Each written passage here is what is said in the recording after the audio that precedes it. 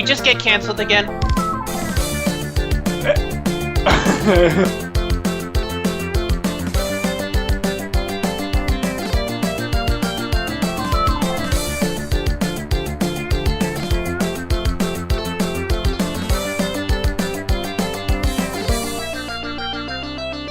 Hello, ladies and gentlemen, and welcome to episode 106 of I Got Gameplay.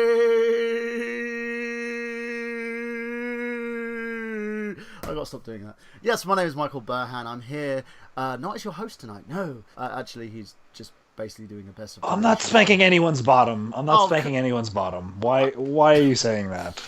Flagrant false advertising. Of course. But this isn't a show about spanking and S&M. No, it's a show about gaming news. But first, because this is a gaming generation special, what we're going to be doing, this is about the games of the current generation of consoles that we feel are kind of the breakout stars, the ones that we will do with the fans, the people who listen to this podcast, who listen to our episodes, and can come over to our Facebook channel, facebook.com/unlimradio, tweet us, and also leave a message on my Facebook page, my Twitter account, of course, at facebook.com Michael Burhan, or go to nerdgenius.com, leave a message in our Discus. Our generation. This episode will be hosted by Mr. Brandon Liggan from Slamcast. He is, of course, the biggest mouth that we have on this radio. Controversial man in internet radio. Of course. He's so controversial, he was thrown off another network, who then allowed someone else to do what they... I mean, whatever. You know, it is what it is. It is what it is, mud is. But that's all good. It's basically part of I Got Gameplay. The fact that he's on Slamcast, and the fact that he is brightening our days with his loud, You're just talking me up some more, man. I'm not gonna be able to deliver this because, like I said, this idea ultimately came from my head, and we were gonna do it last year, but politics of internet radio gets in the way. We had to scrub it, like that, doing what I normally do, and I saw my notes on my iPad for it, and I'm like, hey, this idea is still relevant. We could do it.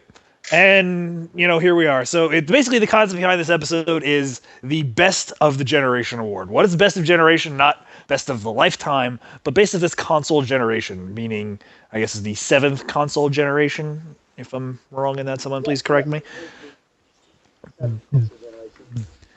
So, I guess this is really... Because, this is the first console generation I experienced truly as an adult. I was already in my 20s by the time I got my Xbox One, or Xbox 360 rather. So, this is the first console generation I have, looking at it from the perspective as an adult, where my opinions really matter to the world.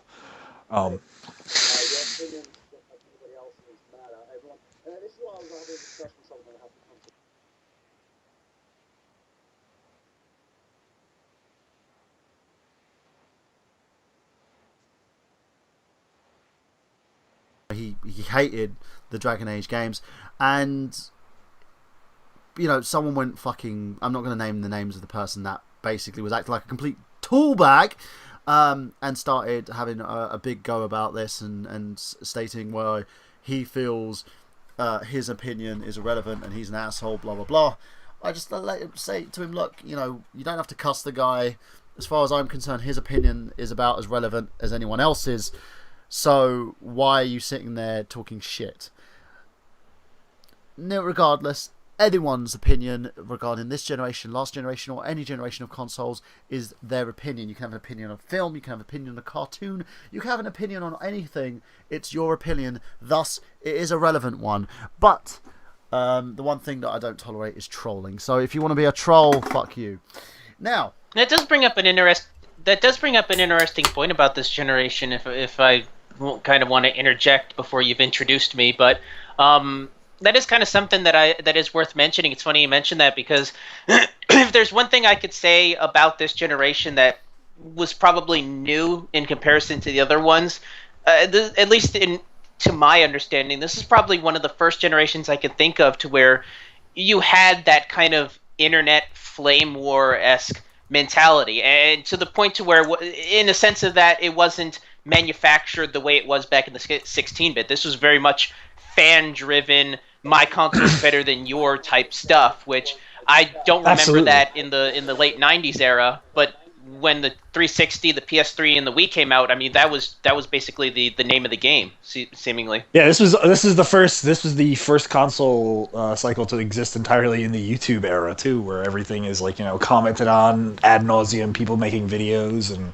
Yep. all that other stuff. So this console generation is ultimately, will mean a lot in the history of gaming, I say.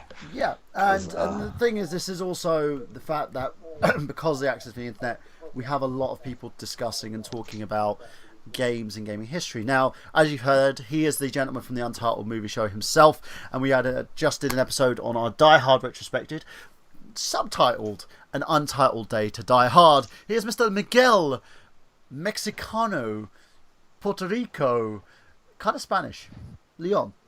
Jesus Christ! Thank you. It's great. No, it's great to be back on the show. It's been months actually since I would say at least since March that I've been able to make an episode of IGG. But now that my new job has given me a new schedule, I'm able to come back at least here or there. Well, it's great to have you back, Miguel, because we have missed you. We had to put up with Jamie. I'm joking. And also thanks, guys. Speaking of this lovely lady, she's does an amazing impersonation of Harley Quinn. Sounds like a 7-year-old boy for some weird reason, and does some amazing cosplays. She is also the patron of Hazard's Cosplay. Has her own YouTube channel by the title of Shimaji. So make sure you sub for that.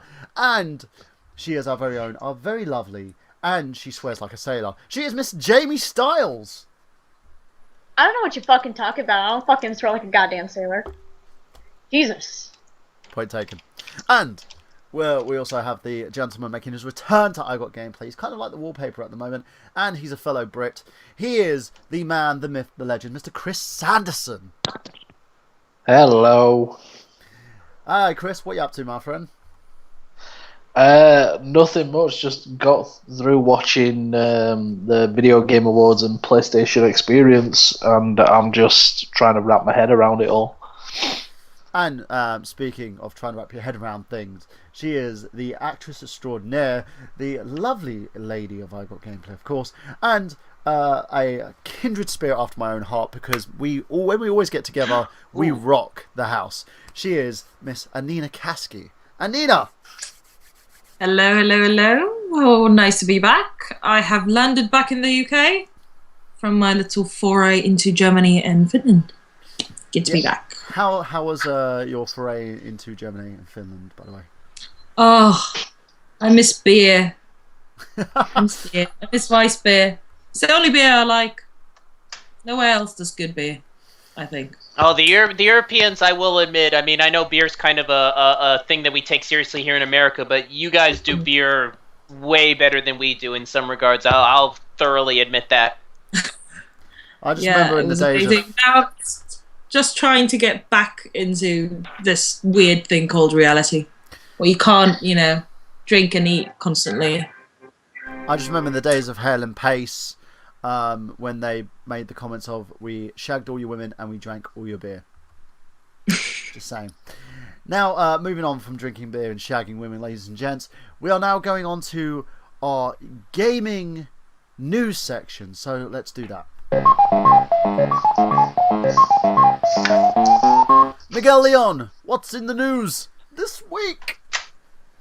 Well, I think somebody just mentioned it now, the PlayStation Experience, but I actually just pulled up an article and I'm kind of taking advantage of it that EA, due to the PlayStation Experience, is giving away 3 free games through the PlayStation Network. 3 of them are Need for Speed Most Wanted for the Vita, Mirror's Edge for the PS3, and Plants vs. Zombies Garden Warfare for the PS4. They're going to be offering them free from 12 p.m. Pacific time until Sunday, December 7th. So I literally have my PS3 loaded up right now to take advantage of that. Is it just for you Yanks? Was it all over the world? I believe it might be just the US. I haven't heard anything else. Fuck you. I'm just looking on the PlayStation Store now, and it's for USA. USA. Well, USA. Oh, okay. Rule Britannia, Britannia can't be beat. I would sing "God Save the Queen," but I don't want to insult your national anthem. Well, you could sing the Wade Barrett version. So you want me to sing it as Wade Barrett, basically? Oh, No, I was Britannia, thinking his theme song because Britannia his theme rule the song's world. awesome. Oh. Boom! And then you gotta throw your cape off. Boom! That's literally his song. Anyway. Yeah, basically. So if you're an American who wants to benefit from this, please do. If you're in the UK or any other part of Europe, fuck you. So yeah, and Wow. No, the offer's on for UK as well. oh, it is. So we love you, Yes. EA. So yeah, take advantage of that. If you have a PlayStation 3, PlayStation 4, or PlayStation Vita, download. Oh, I've got my Vita next to me actually. I might download that now. How do you download, Miguel? How do you redeem these? Do they give you codes or what? Well, I'm checking right now. Let's see. I think it should be free on the PlayStation Store. Like you should just be able to You just go on the PlayStation. I'm sure it's probably Store, highlighted. I'm sure it's got a highlighted tab on your PlayStation Store thing there. I will do this in a little bit because I'm just afraid that it's going to cut off the bandwidth of the show if I start basically downloading games. Don't start downloading games while you're doing the show. Yeah, it's just bad. It's a no-no, ladies and gents. It's a no-no. It's a podcasting faux pas, if you will. Faux pas, especially if you have a shitty internet connection like mine. Because I'm not at the office today, I'm at home. Because the show's done at freaking 1 a.m. Come on. Now, as we discussed that, let's also ask you, Miguel, is there any other news that you have? I honestly didn't come prepared, so that was the only thing I had on my plate. Give me a second. I'm kind of multitasking right here, and I'll look around. Multitask for a second. Let's go on to you, Anina. Anina, do you have any news for us today? Well, it might be old news for everyone else, but have they finally, if I read correctly, finally said they're actually releasing the remastered Final Fantasy VII? That is Finally. correct. Yes! No Finally. remaster. It's ridiculous. Break the internet, Final Fantasy VII. 7 has broken the internet. Wait. Well, hold on. From what I'm reading, it's not. It's technically Is it still it's just an ups. It's not the remastered version that we saw years ago in that famous Final Fantasy VII trailer. I believe it's basically the PC version, the PC remastering that came out a while ago. I'm looking it up right now. Let me check the trailer for it. Blah blah Yeah, blah. it's basically the PC version on the PS4. That's all it is. It's just a slightly cleaned up version of the original release. It's not that fully remastered trailer one we saw years ago. Speaking of... Why do you tease me? Please. Ugh. Can't bear it. That sounded kind of sexual. Anyway. Only in your eyes. Your ears. Eyes. Anyway. Ears. Word. Only Thanks. to you. Well, you know what? Just... Anina has loads of funny stories of me like harassing women at MCM. It was... Yes. Many. If I ever need to blackmail you, I've got all the ammunition. Right here. Here's the Hey, thing. I bought you a Here's the thing I t-shirt. don't understand. Thank you. I'm gonna say. Here's the thing I don't understand is we already have Final Fantasy VII on the PlayStation Store. You can download the original PS1 version. Correct. With obviously the PS4 has the ability to upscale those games. At least the PS3 had that ability. So why the big deal that they're just re-releasing the PC version of Final Fantasy VII onto the PS4? It's not a full remaster? No, it's not. It's not a remaster. It's basically, I guess they released the PC version a while ago, and it was just a cleaned up version of the original PlayStation 1 version, and that's what's being released on the PS4. Well, It's literally they're just taking the PC port and reporting it. Speaking of remasters, reloads, and revisions, we did get some awesome news today, and let me see if I can bring up the picture, just so everyone can have a little guess what it was. Now, does anyone want to take a guess? It's a Capcom game. It's being released as a console exclusive, and it's the next iteration to a series. Okay, Mr. Liggan, go for it. That would be Street Fighter 5. Let's see if he's correct, shall we? Yeah, I think I am right. Hmm. I think I am. Let's see. And it's a PlayStation exclusive. A big fuck you to Microsoft. Yeah, if you're viewing this, you can see that Mr. Liggan is correct. We have the release of Street Fighter 5 on the That's big PlayStation news, man. 4, and it's in a console exclusive. Is it a timed exclusive or is it a console exclusive? I didn't know that much. I just knew it's exclusive, and it's kind of just like a big fuck you to Microsoft, basically. Okay. But I mean, it's not really shouldn't really be that surprising. Two Japanese studios working together. Like, it was a big deal when they announced Resident Evil was going to be on the Xbox, because it was the first time a major Japanese studio, or one of the rare times a major Japanese studio was lending out its A-level franchise to American company. So what do you guys think of this? Now, we'll start with you, Miguel. Do you think that Street Fighter 5 being on the PlayStation 4 only is a good move, or is it a bad move for Capcom? Because, at the moment the company is kind of suffering in terms of finances. I think they're just trying to cut off a section of their finances that isn't making them any money. I mean, the Xbox One overseas is a joke, especially in the Japanese market, where it's non-existent at this point. The video gamer fan base that would appeal to... You're sounding a bit staticky. Garbled? Okay, that might be because I'm trying to download Mirror's Edge on my connection and stream a pay-per-view and do the show at the same time, so I'm putting my internet connection through the ringer, but am I coming in okay, at least for now? No, you sound staticky. All right, hold on. Let me shut off this pay-per-view stream then for now. It's not even the prelims are on right now, but let me just shut that off. Has that cleaned up? Now you sound totally better. You sound absolutely amazing now. All right, sorry about that. Yeah, my poor internet connection was it couldn't take it. Miguel, but do you have a all mic right, headset? basically. Do you have a mic headset? Yeah. Right. Was that? Do you have a headset on? Yeah, I have a headset on. Take the mic a little bit away from your mouth. All right. How's this? Better. Go for it. Better? Okay, yeah, I just slid it in a little bit more. Hey. But anyway, what I was trying to say before my internet connection interrupted me was, I think Capcom is just trying to cut off a section of their finances that just isn't making them any money.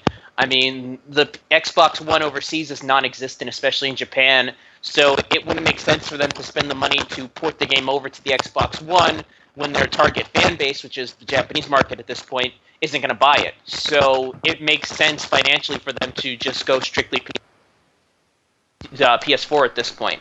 There's I doubt that they're going to miss many people buying Street Fighter on the Xbox One. I just don't think that fan base would be going for the Xbox One. I mean, the Xbox One has a certain fan base to it that really doesn't cross over with the fighting game crowd, at least the Street Fighter game crowd. So I don't think they're going to lose much. I think they're going to gain more with the money they save than losing this section of the audience.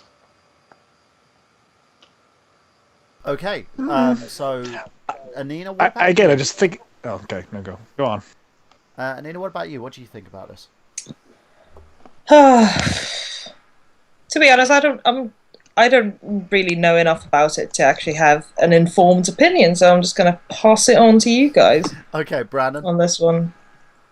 I just think they're trying to get as many exclusives for the PlayStation as they can to bridge the gap between Microsoft, because that's the one thing that helped Microsoft win the previous console cycle, was the superiority and amount of exclusives that they have. Eventually, at some point in time, even the most animate PlayStation users at some point in time probably bought an Xbox just to play titles. I know at least one that did. Okay. See, I would never do that. When it's an exclusive, I just go, well, that's one game I'm not playing. It would have to be one damn amazing game for me to buy a whole new console. Have to set that up, find room for that one as well. I I'm one of those people who, once I find a console I like, which has always been the PlayStation, I just stick to it. That is something worth mentioning in terms of tonight's episode. One of the real big differences between this and previous generations is Microsoft really went out of their way with the Xbox 360 to really, I wouldn't say kill off, but really wound the idea of the third-party exclusive. Because, we look at the PS2, that's pretty much what made the PS2 the king of that genre, was their massive back catalog of third-party titles. In the 360 generation, they pretty much ended that. I mean, I can't really think of many titles that were third-party that really were able to make the difference either side. I mean, the only one that I could think of that survived towards the end was the Metal Gear franchise, and you could kind of sort of say that lapsed over with Revengeance, but there weren't many titles that didn't eventually end up on other platforms within that generation. So it's kind of interesting that we're talking about that. What about you, Chris? What do you think of this? Do you think that them making it an exclusive is a good idea, or do you think that Capcom's going to backtrack? Because I know they tried this at once with Microsoft and the Dead Rising franchise, and it didn't go so well for them. Yeah, I mean, with Capcom, it's a funny thing because, like, with Street Fighter, I'm a part of quite a few fighting game communities, and I see a lot of what they post, what they think of each thing. And like with Street Fighter 4, for example, everybody hates the PlayStation version because it's 1 or 2 frames slower than the Xbox 360 version.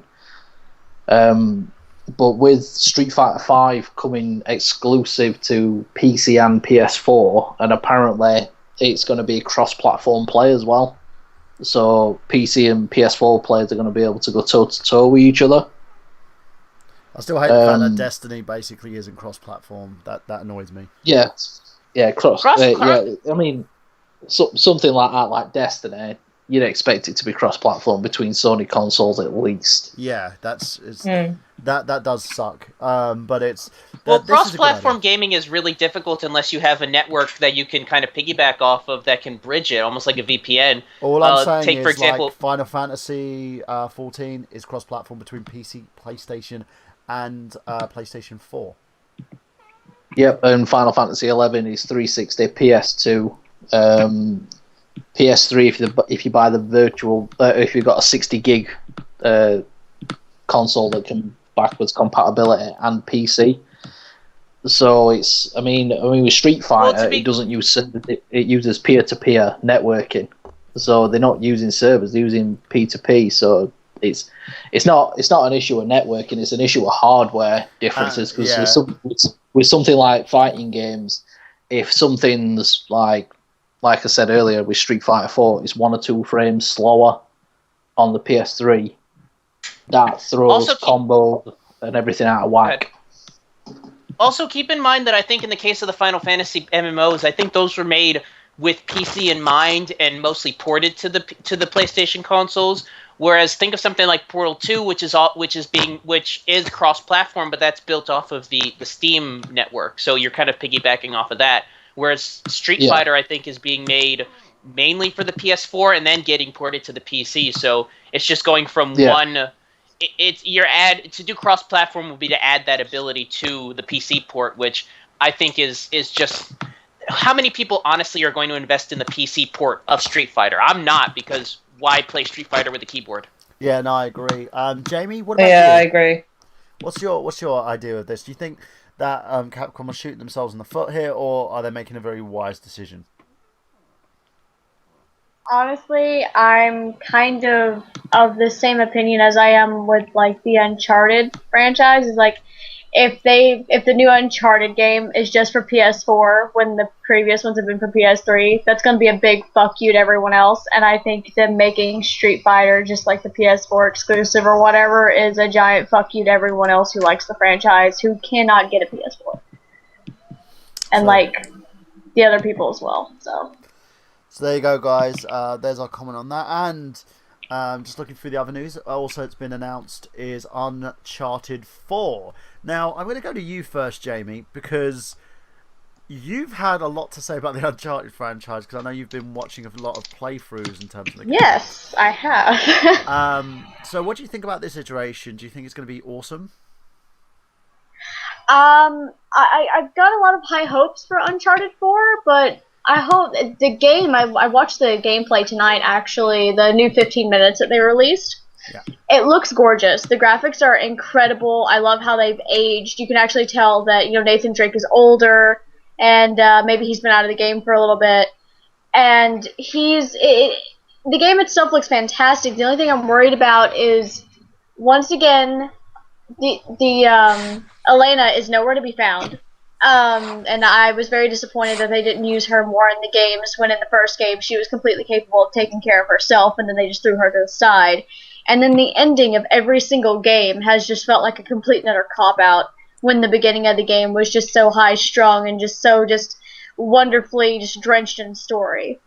So I just hope that Uncharted 4, the story will carry out all the way through, and that it'll actually give us an ending worthy of its beginning. Okay. Can I ask you a quick question? Because I've been thinking about investing in one of the Uncharted games. Does it hurt the gameplay experience if you just play the second one first? Because I kind of want to go straight to Uncharted 2 without having to play Uncharted 1, because I've played 1, I'm not a big fan of it, but I've heard 2 is a huge leap forward in terms of gameplay, and I really want to try that game out. 2 is a really, really huge leap forward. I think that it took too much of a leap into just the fighting type, because it's more of like a first-person shooter to me than anything else. They took a lot of the puzzles from the first one out. Story-wise, you won't really miss anything if you play the second one first.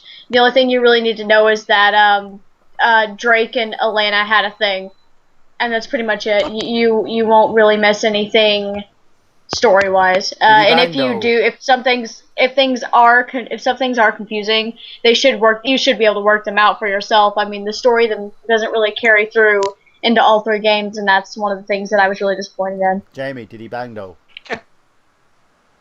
Did he what? Did he bang though? British humor. Did he get with Elena? Yes.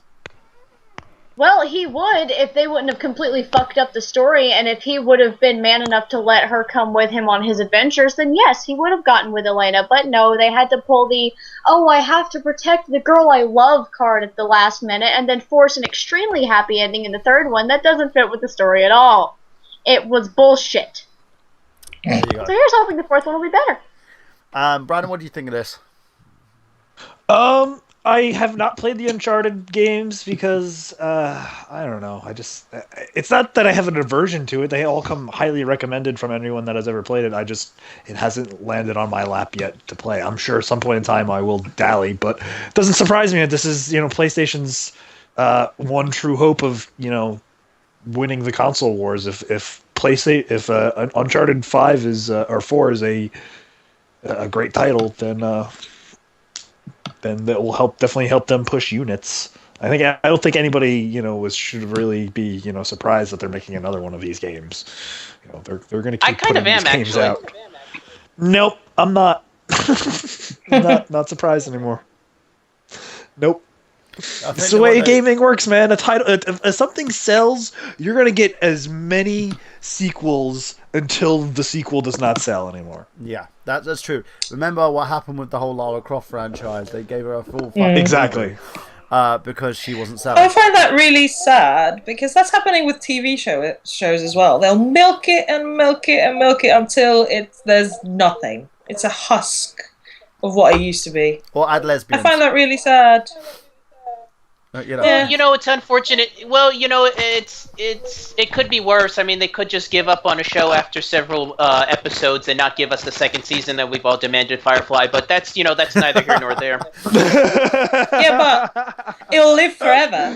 If they made a really shit second season, no one would talk about it. Now it lives forever. Well, speaking of products that may or may not be shitty, Nintendo are going to be releasing a line of GameCube pads. Now, these are called PDP Wii U Wide Fight Pads that are being introduced specifically for Smash Brothers. Now, Amazon have released some photos of these pads.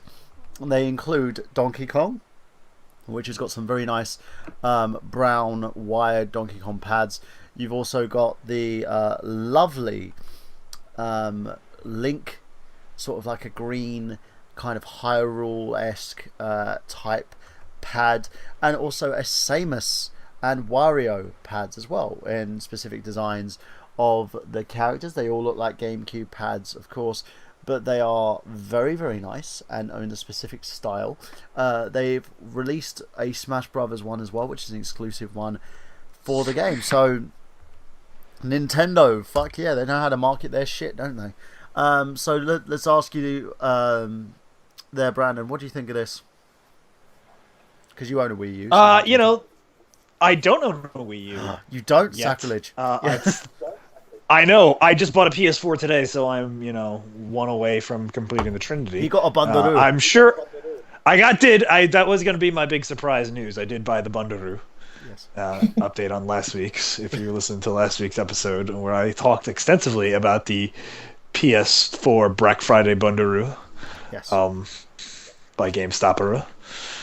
But guys, if you want to check it But I'm out, not surprised. Like I said, I'm not surprised Nintendo is doing this, because the Smash Brothers is going to be is going to be the major selling point until the next Zelda game comes out. Yeah, of course. So they're going to try and find as many accessories or whatever they can to squeeze money out of that fan base. Well, the one thing that is selling like hotcakes at the moment is the Smash Brothers first wave figures at the moment. And they are selling like hotcakes. Characters at the moment that are currently becoming very limited are characters like Marth, Kirby, and also the Wii Villager. Fit Trainer. The Wii Fit Trainer, I've actually got a copy of that. I'm looking to get all these characters myself as well, as part of the exclusives. They are amazing, guys. Nintendo have really hit a gold mine in terms of these little character figures, because people who don't even own Wii U's are buying these things. Just have them on their shelves at $10.99 a piece. I believe it's 11 bucks in the United States. It's a pretty good deal. So it's 14 here, actually. Oh, 14. I do apologize. Yeah. Like vinyl pop figures. Everyone wants those. Yeah, they want these figures, but these figures do a heck of a lot more. They actually elaborate on terms of the Skylander figures. What they usually do is you put these figures on the pad. They go in game. These actually cross-platform to different games, so you can use them on Smash Bros. You could use them on Hyrule Warriors, and you can use them on Mario Kart. And each figure does something very different on each game. It's a very good thing as well. And instead of actually leveling up, I believe Chris, it's level 20, isn't it? If you're just using the game characters for Smash Bros. If you're using the amiibos, they can level up to level 50, I believe. Yeah, you can level the amiibos up to level 50, but once you hit that level cap, it doesn't stop there, because the more you play with them, the more they adapt to your play style and force you to change your game up, so you can't just do the same repeated things. And also, they're very good at competing against, because they analyze, as Chris said, they analyze your play style, and they will basically combat every move that you do if you keep being repetitive. So these are very good little things. There's something as well that I'm basically training my kids to use when they get them for Christmas. I'm going to be training them to use them so they can take it to their friend's house and beat the fuck out of them in Smash Bros. Because I want my children to be the best. Because I'm that. Like no one's ever was. Yes, I'm not going to start singing the song. We did this. No one's gonna. I wasn't going that route. I know, we were reminiscing Catch about them Rocky as my today. roll test. To train them as Yes. Yes. Yes. Virtual high five. We did this in our Pokemon episode, where I got Brandon to sing, and then it went downhill from there. Anyway, moving on from a few other little bits of news before we move on to today's topic. We've also apparently it was suggested that Kojima-san and a few other developers who basically weren't wearing shoes weren't allowed to the after party of the IGN.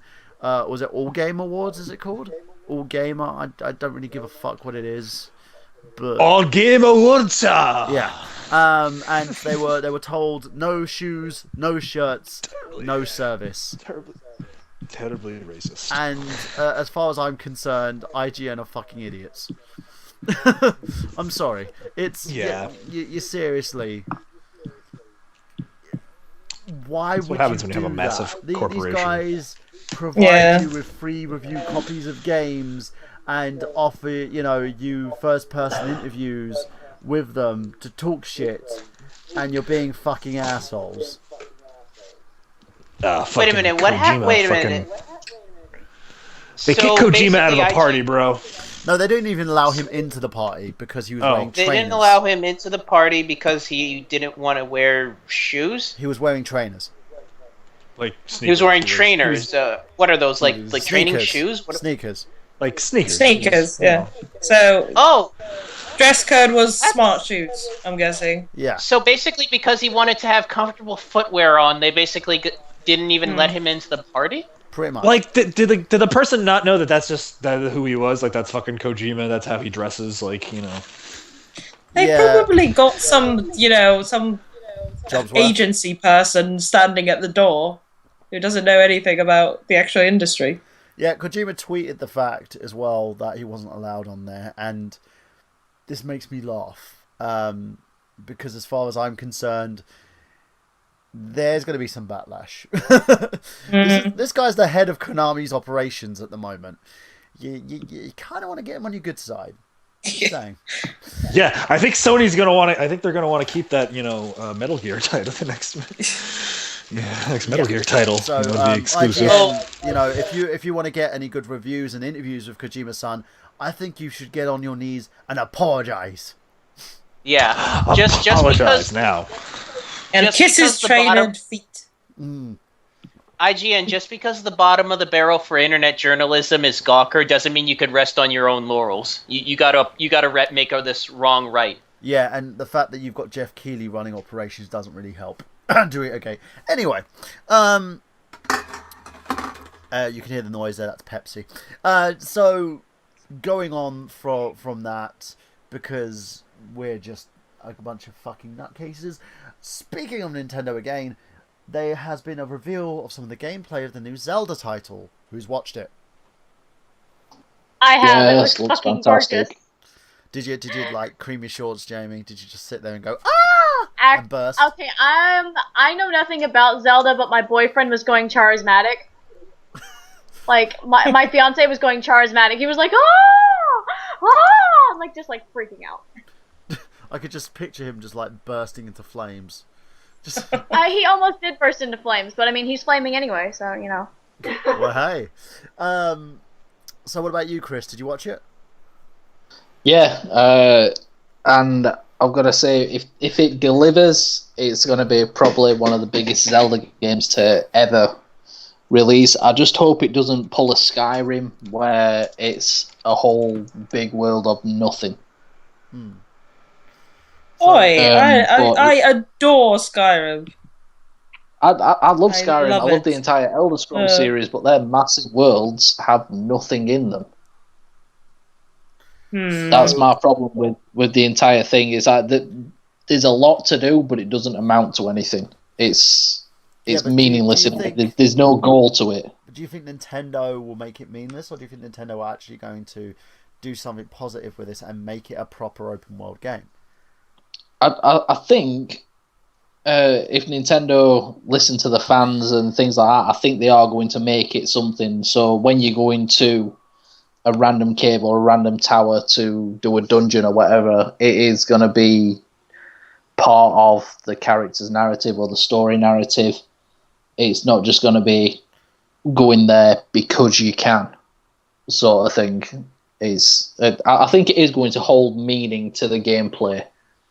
But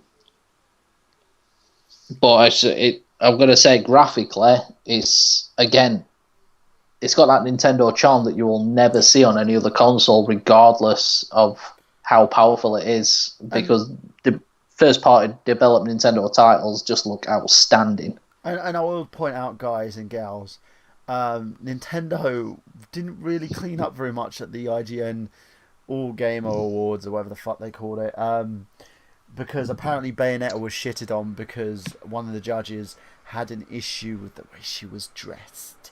So this is why I don't take these fucking stupid awards shows seriously. because Bayonetta was clearly one of the best games of this year, and it wasn't given any awards because, feminism aside, sexism aside, it's a really good game. It sold a load of copies. It should have been considered, but people's bias against Nintendo kind of cloud their judgment a little bit. And Nintendo do one thing right as well that a lot of people are getting flack for not doing properly. Ubisoft. And that's make great games, and that's what they do. They know how to make great games. The console's kind of secondary to the fact they know how to make great games. They always make something that people will enjoy, and I'm proud to be a Nintendo owner of my Wii U. So there we go on that, ladies and gents. Anybody else seen this before we move on to tonight's topic? I just saw part of it. I just saw an analysis of the trailer. What do you think, Miguel? Do you think it will look nice? It looks nice. I mean, that goes without saying. Every Legend of Zelda game that's come out has looked nice. I don't know. My biggest problem with the Zelda franchise is that it's kind of been following the same overall gameplay style since the Ocarina of Time game came out. So I've just been kind of... Maybe I've fallen into that whole, hipster, if you played one, you played them all mindset. But if they're honestly going to do something different with this one, great. I'm going to reserve my judgment until I actually see the game in action. I don't get too excited about trailers when it comes to video games. I've been burned way too many times, so we'll have to reserve judgment until an actual gameplay trailer comes out, because so far all I've seen is just pre-rendered, prettiness. Okay, guys, we're going to be right back, basically, with our next segment, hosted by Mr. Brandon Liggan, of course, which is the Best of Generation nominations series. Now, what this is, whereas Brandon would give us all the details about this, actually, after this. But for now, I am going to play some awesome music, of course. And that is a lovely song from a friend of ours, of course, Mr. Megaran, aka Random, and the song in question that we're going to be playing, if I can find it, of course, as well. If I don't even know if it's on here, which will be Shadow Man. So let's play that now, and we'll be right back after this. Stop. 16, 18, man, 3.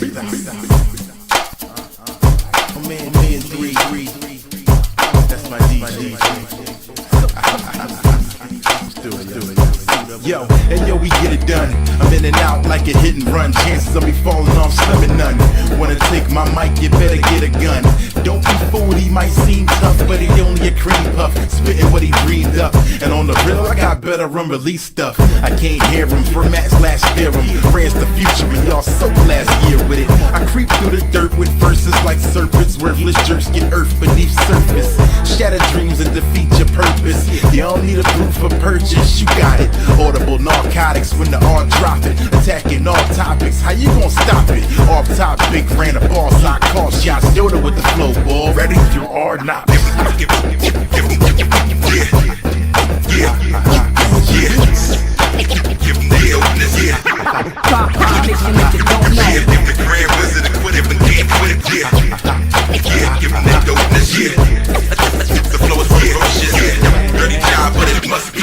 Yo, let me guess, you the next one to test. Sounding all rapidemic, yes, just another gimmick fest.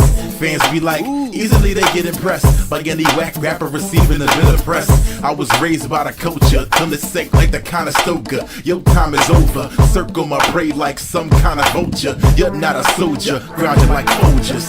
This is real life, not a simulation. I'm so bored of cats, I should work for immigration. Cause Dell said you need to know your limitations. 14 years later, you're still limitations. We innovating, rhyme nation, not waiting for y'all cats' validation. We fully accredited, experts in setting it. Don't wanna be repetitive, but y'all ain't getting it.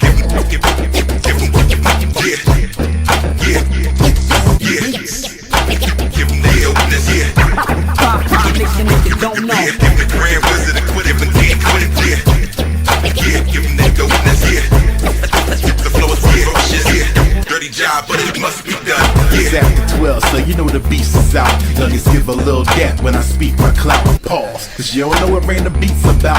I'm official, blowing the cartridge till it whistle. Old school like Voltron with its own time. I hold mine without an industry cosign. What you do, right? Produce the whole nine. Never left, been in the building the whole time. Short bet like LT on the goal line. Foaming at the mouth cause they know what I'm about.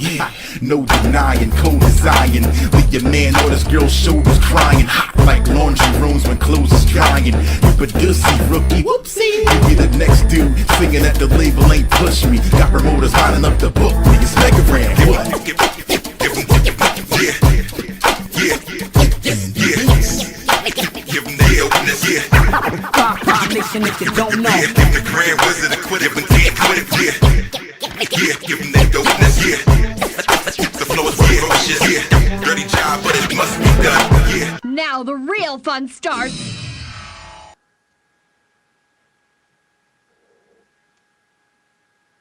Yeah, all right, great song.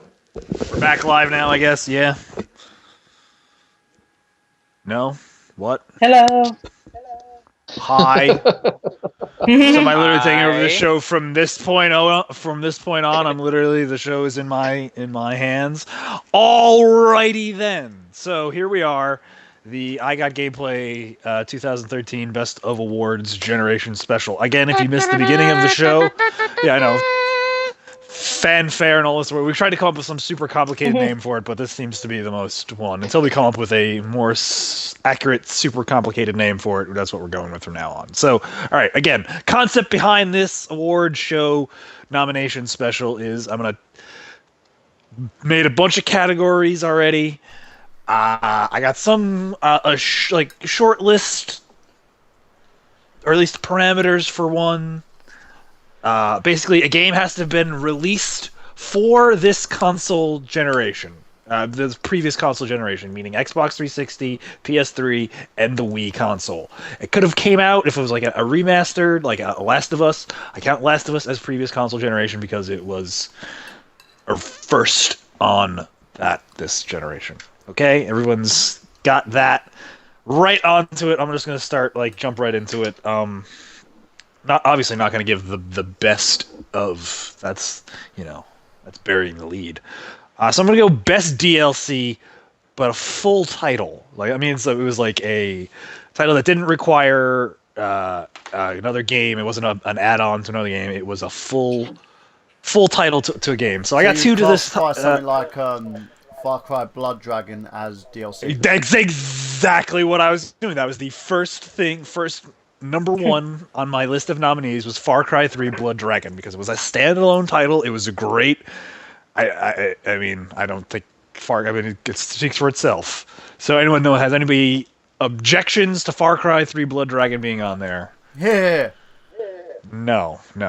Okay, so that's basically how we'll do things. Like I'll nominate it. Someone will argue, point counterpoint, then we'll decide. Go from there. Castle Crashers. Castle Crashers is a good one. I felt there on this. Awesome game. That's one that me and my kids have played. Great game. Sold a lot of downloadable units on there. And put the behemoth on the map. Exactly. I just counting. wish No, what were we gonna say? I just wish it still wasn't so expensive. It's still $15. I mean, I would love to be able to download it, but that's a lot of money for a game. I'm still kind of cheap. It's been on sale. You just missed it. It's definitely been on sale sometime in the last 5 years, I think. Hell, some people got it for free on Xbox Live. Yeah, I mean, you just missed out, bro. You just missed out. I have a PS3, so I don't know if it was released on there for free, but yeah, probably missed out. Oh yeah, you probably we're did. on PS Plus. Would you count? Would you count Unfinished Swan? I'm as unfamiliar with it. It is unfamiliar fantastic. with it, but I tried it in Finland. Completely PlayStation Network own indie game, and I absolutely fell in love with it. It's beautiful. Your world is completely white, and you throw these balls of ink, black ink, and you try to figure out where to go next by just throwing this ink around. And say you'll throw something, and okay, there's a chair there. You kind of make out there's a chair there. But if you throw too much ink, you won't see anything. So it has a really cool game mechanic. I haven't seen it, but you've named it, and we'll put it on the list. What was the name of it again? What was the release date? Unfinished Swan. What category are we even on? DLC. Downloadable content, full title, like stuff that was a standalone, like arcade game or something like that. I was gonna count. Yeah. I was gonna count. Unfinished Swan is officially made the ballot. So there you go. I was gonna count Telltale's Walking Dead series. Yeah. That's I haven't had a content. chance to try that yet. That looks really good. You're probably one of the only ones. I know. I'm behind. Yeah. We know this. Yeah, My middle name downloaded is. the first. Go ahead. You go ahead. I was going to say I downloaded the first episode. I mean, if you're a fan of that type of that franchise, I'm sure you liked it. I have so many problems with The Walking Dead, so I only downloaded it because my brother wanted to play it, so I bought it for him. And like I said, it's a great game. I mean, they really did reinvent the modern adventure game, but as a game, I had my issues with it. But I'm not saying it's a bad game. I just didn't prefer it myself. It definitely sold. I mean, say what you will about the game's art style or whatever. You have a problem with the source material. It's had a lot of downloadable units, and it eventually it was one of the few downloadable content titles to actually get a hard disk release. And the fact that it made more money than the actual official Walking Dead game, that Daryl game that came out. That's speaking to game quality. I mean, yeah, that was better game development Survival title. Sorry, Instinct was basically faffing about Instinct. Yeah. Again, that makes you put petrol in a car before you do anything. That's not the kind of game you want to play. Unless it's World War Z or something like that. Or no. Sorry, DayZ, not World War Z. Got my zombie titles confused. Yeah, you got a shitty film mixed up with a game. Yeah. Well, I don't think it was that bad, but that's, neither here nor there. It would have been a great thing if it was called anything other than World War Z. Anyway, so we got 4 things on this best downloadable content full title. What about Infamous Second Son First Light? I remember PS. Yeah, because Second Son was a PS4 title, so yeah, that would not doesn't be count. part of the PS. So we're not counting anything on the PS4. No, this is the best of the console generation: Xbox 360, PS3, Nintendo Wii. It's not a year end. It's not a year end review. It's a best of that console generation. Kind of like just to put a. Then I'm going to put forth the Last of Us DLC. We could do that. We could do that for. I do have a DLC that's kind of like add-ons for existing games, so that's for another category. So. Okay, I've got a question then. Here. Yeah. So. Go for it, Miguel. It's gotta be a game that you can play without having to buy the original. Is Episodes from Liberty City standalone?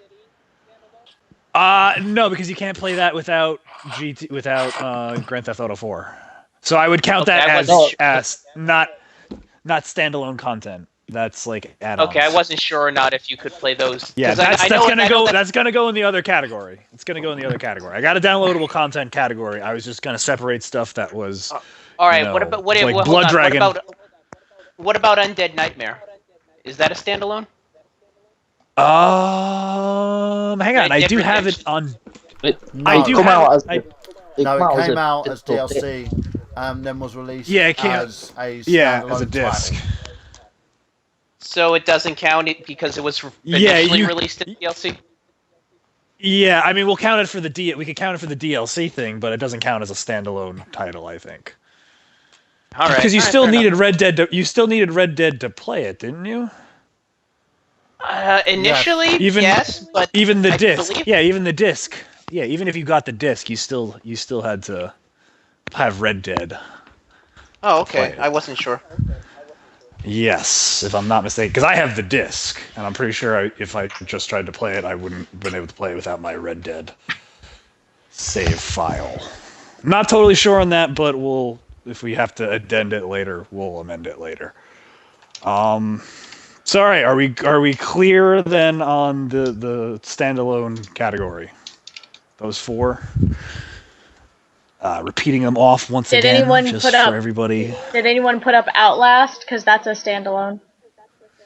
And that was downloadable. Oh yeah, Outlast. I feel like there's something there's a lot of titles in this that I'm missing. Outlast was a good one. Didn't Outlast Outlast ever come Outlast out is a on current. PS4? Yeah, Oh, I is think that- Outlast okay, is only sorry. PS4. I hate to say And it. yeah, I just checked. No, it's Fez. Fez, Yeah, Fez Fez came is a out. good one. What about Hotline Miami? Hotline Miami. Thank you very much.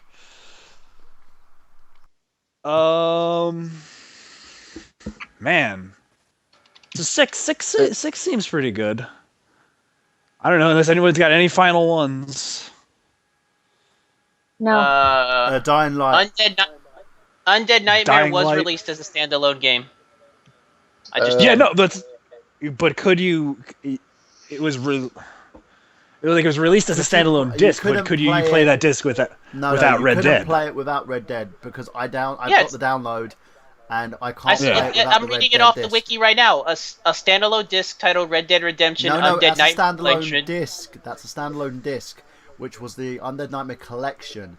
You cannot Which play it does not require the original Red Dead Redemption game no, to but be played. as DLC, you need the original game to play it. Oh, okay. Yeah, So it has to be initial. Yeah.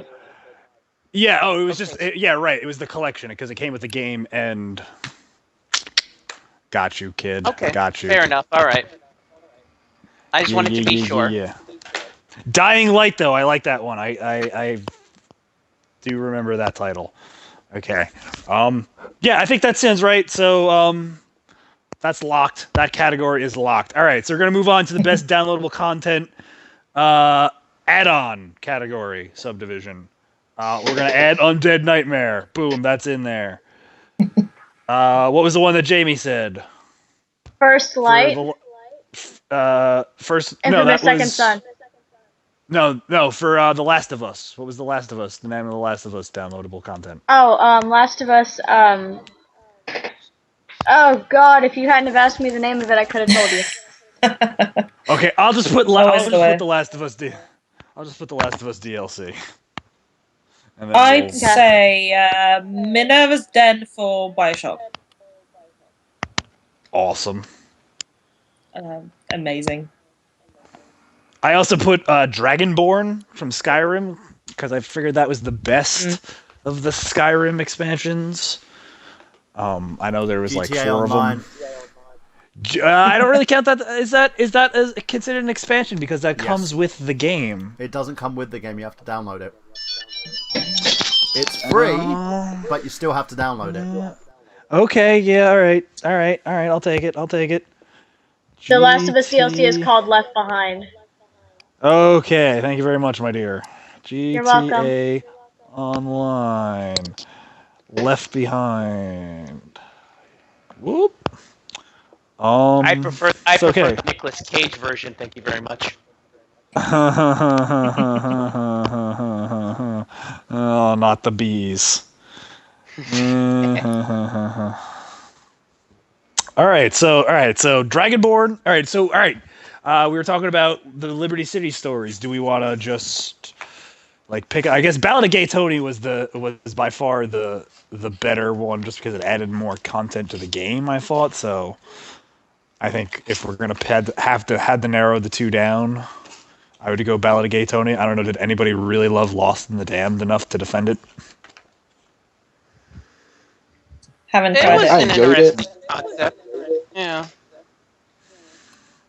But was it better than Ballad of Gay Tony? I think Ballad of Gay Tony was just a lot better. No, but Ballad of Gay Tony was hilarious. There was no third one.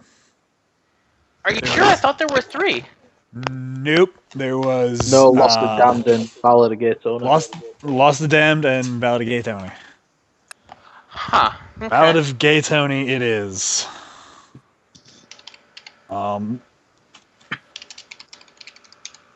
right, moving. All right, so we're moving right along from this one, people. I like this. This is going a lot quicker than I thought it was going to be. I thought there was going to be a lot of like arguing, and we're all getting along very democratically. All right, here's going our first. You might have jinxed it now, you know. Yeah, I might have because we're going into our first console exclusive category, and this is the best Wii exclusive. And I really only got 2 on here as a kind of a framework on here. It's Super Mario Galaxy. I didn't really kind of pick which one was better. I just kind of left it as the Super Mario Galaxy series and Mario Kart. Again, I really didn't put... You can tell how much effort I put into the Wii category. Best Wii, No More Heroes. No More Heroes was the other one, yes. It's the one that basically put Grasshopper Manufacturer on the map, so you can put number 1 and 2 on there. Yeah. House of the Dead just add as a series. House of the Dead Overkill, which was the Wii exclusive House of the Dead title. Does that count though? Because it is on the PS3. No, but it was released later on the PS3. Yeah, okay, so it was primarily... see, this is where we're getting to that ethically gray area. It was primarily Wii until they released it. I think it was like near to the end of the Wii's lifespan on the PlayStation 3, which was the Uncut Edition, which had some like exclusives to it, which didn't really sell as well as it originally did in the Wii. So fuck you, PlayStation. Sadly, because it's just amazing, and the typing of the Dead version on PC is even better. Oh yeah. All right, so we'll add House of Dead Overkill. What about Mad World?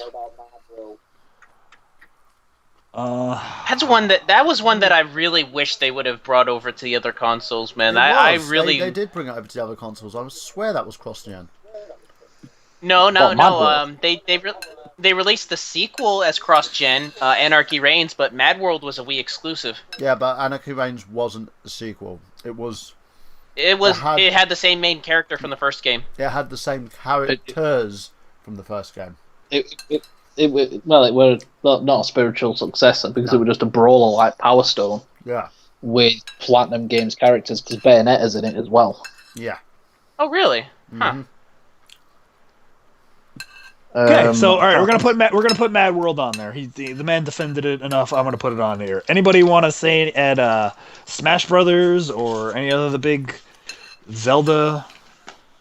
You know, Zelda gets no love. Skyward Sword. Skyward Sword gets some love. I think it should. Yeah, definitely some of the Zelda games. Well, it helped the thing sell a hell of a lot of units, so I think Skyward Sword has to be on there. Yeah. Well, I was Twilight Princess only Wii, or was that on others as well? Twilight Princess started off as a GameCube title. Yeah. Oh yeah, so yeah, I'm no help. No, I'm just looking through the exclusives list to try to see what sticks out at me. Animal so Crossing. Give me a second. Yeah, Animal Crossing was a big seller on Wii. Yeah, it was a big seller. Even though it wasn't a big seller, Punch Out. Oh yeah, Punch Out. That was a fucking awesome game for the Wii. Fantastic on the Wii. But then Punch Out. Would you count the Metroid Prime trilogy that were released on Wii? The third one, maybe. Corruption, maybe. Yeah, The thing is, they were released on the GameCube first, weren't they? Yeah. It's not something. And then 3. So you just want to put Corruption on there because it was the only one that was made for the Wii? Because Yeah. Prime did start on the GameCube and then work over. So yeah, Metroid Prime 3 Corruption. We could also add the Other M, but no one wants to talk about that shitty game. No one wants to talk about Other M. No, not even the developers want to talk about it. Team Ninja are ashamed.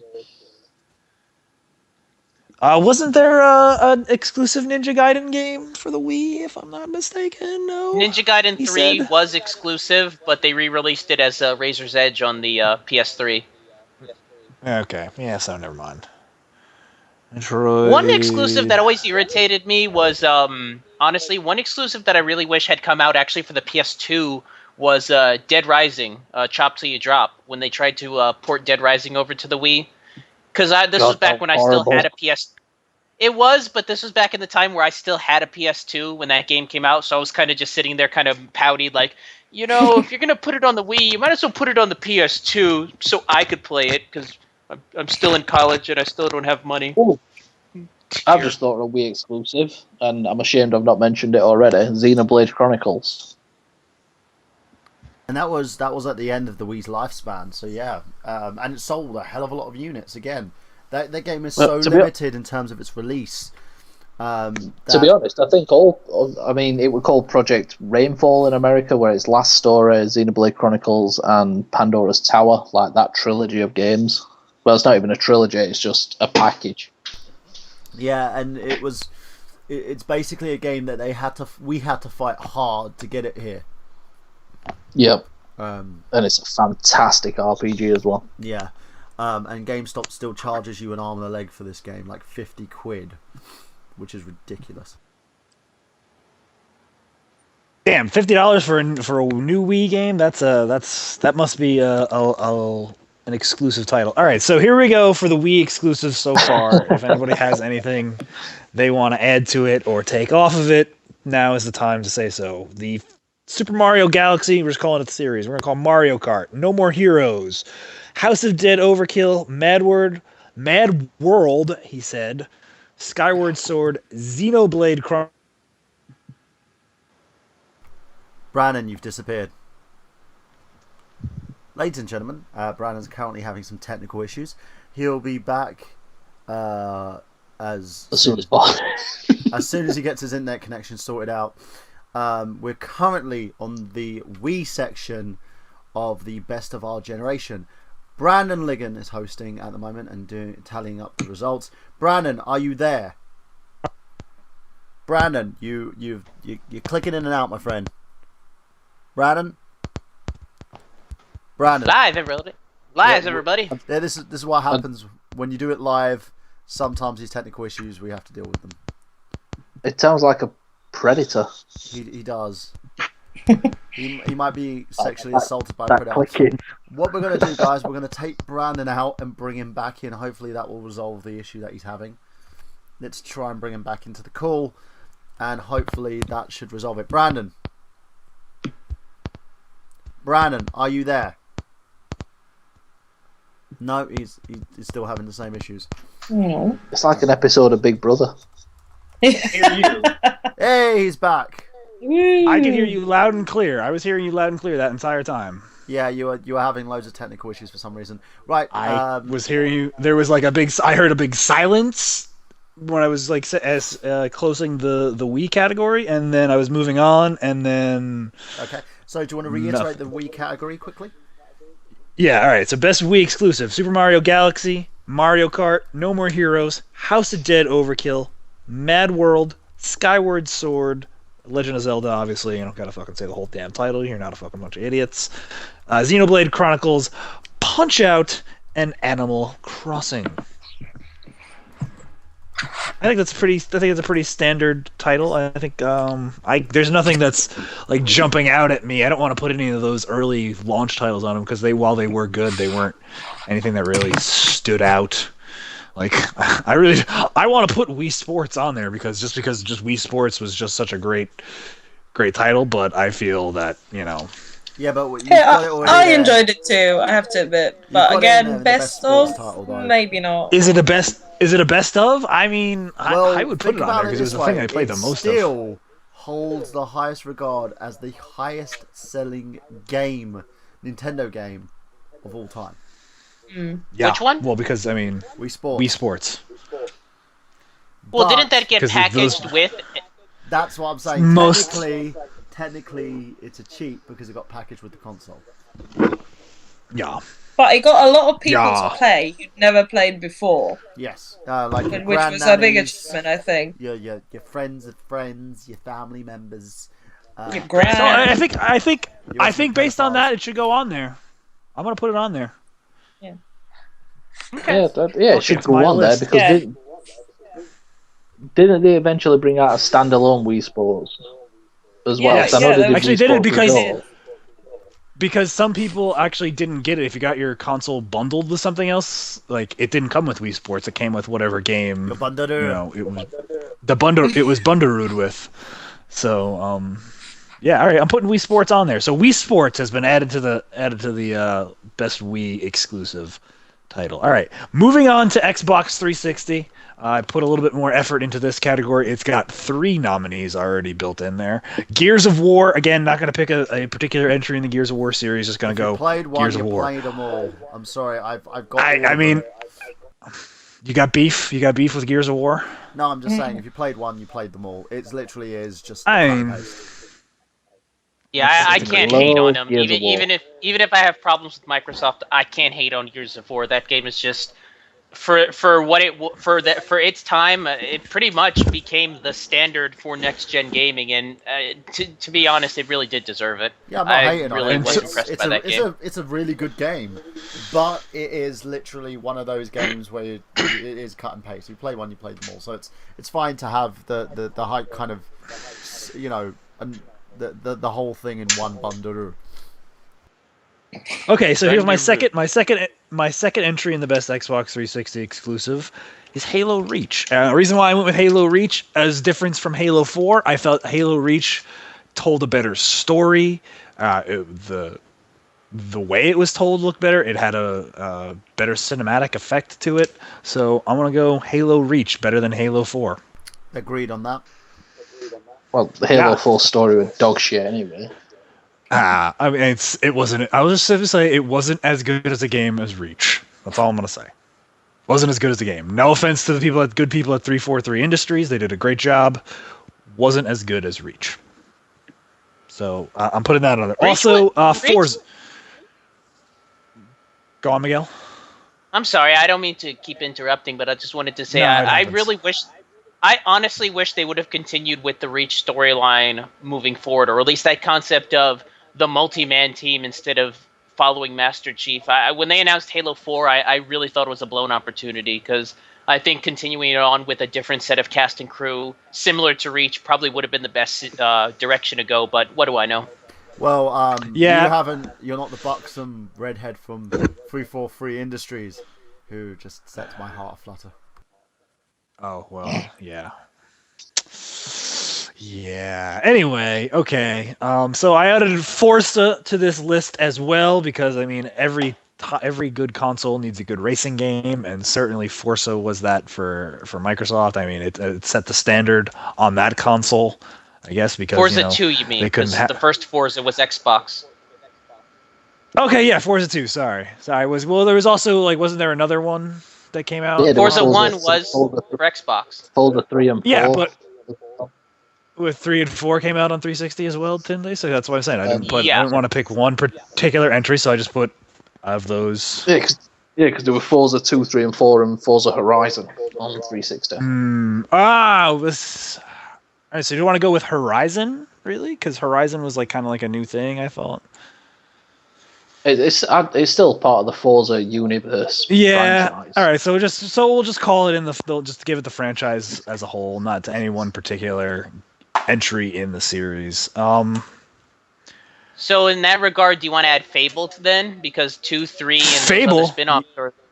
Yeah, that's Yep. Well, you because could again. 2 or It 3's was fucking horrible.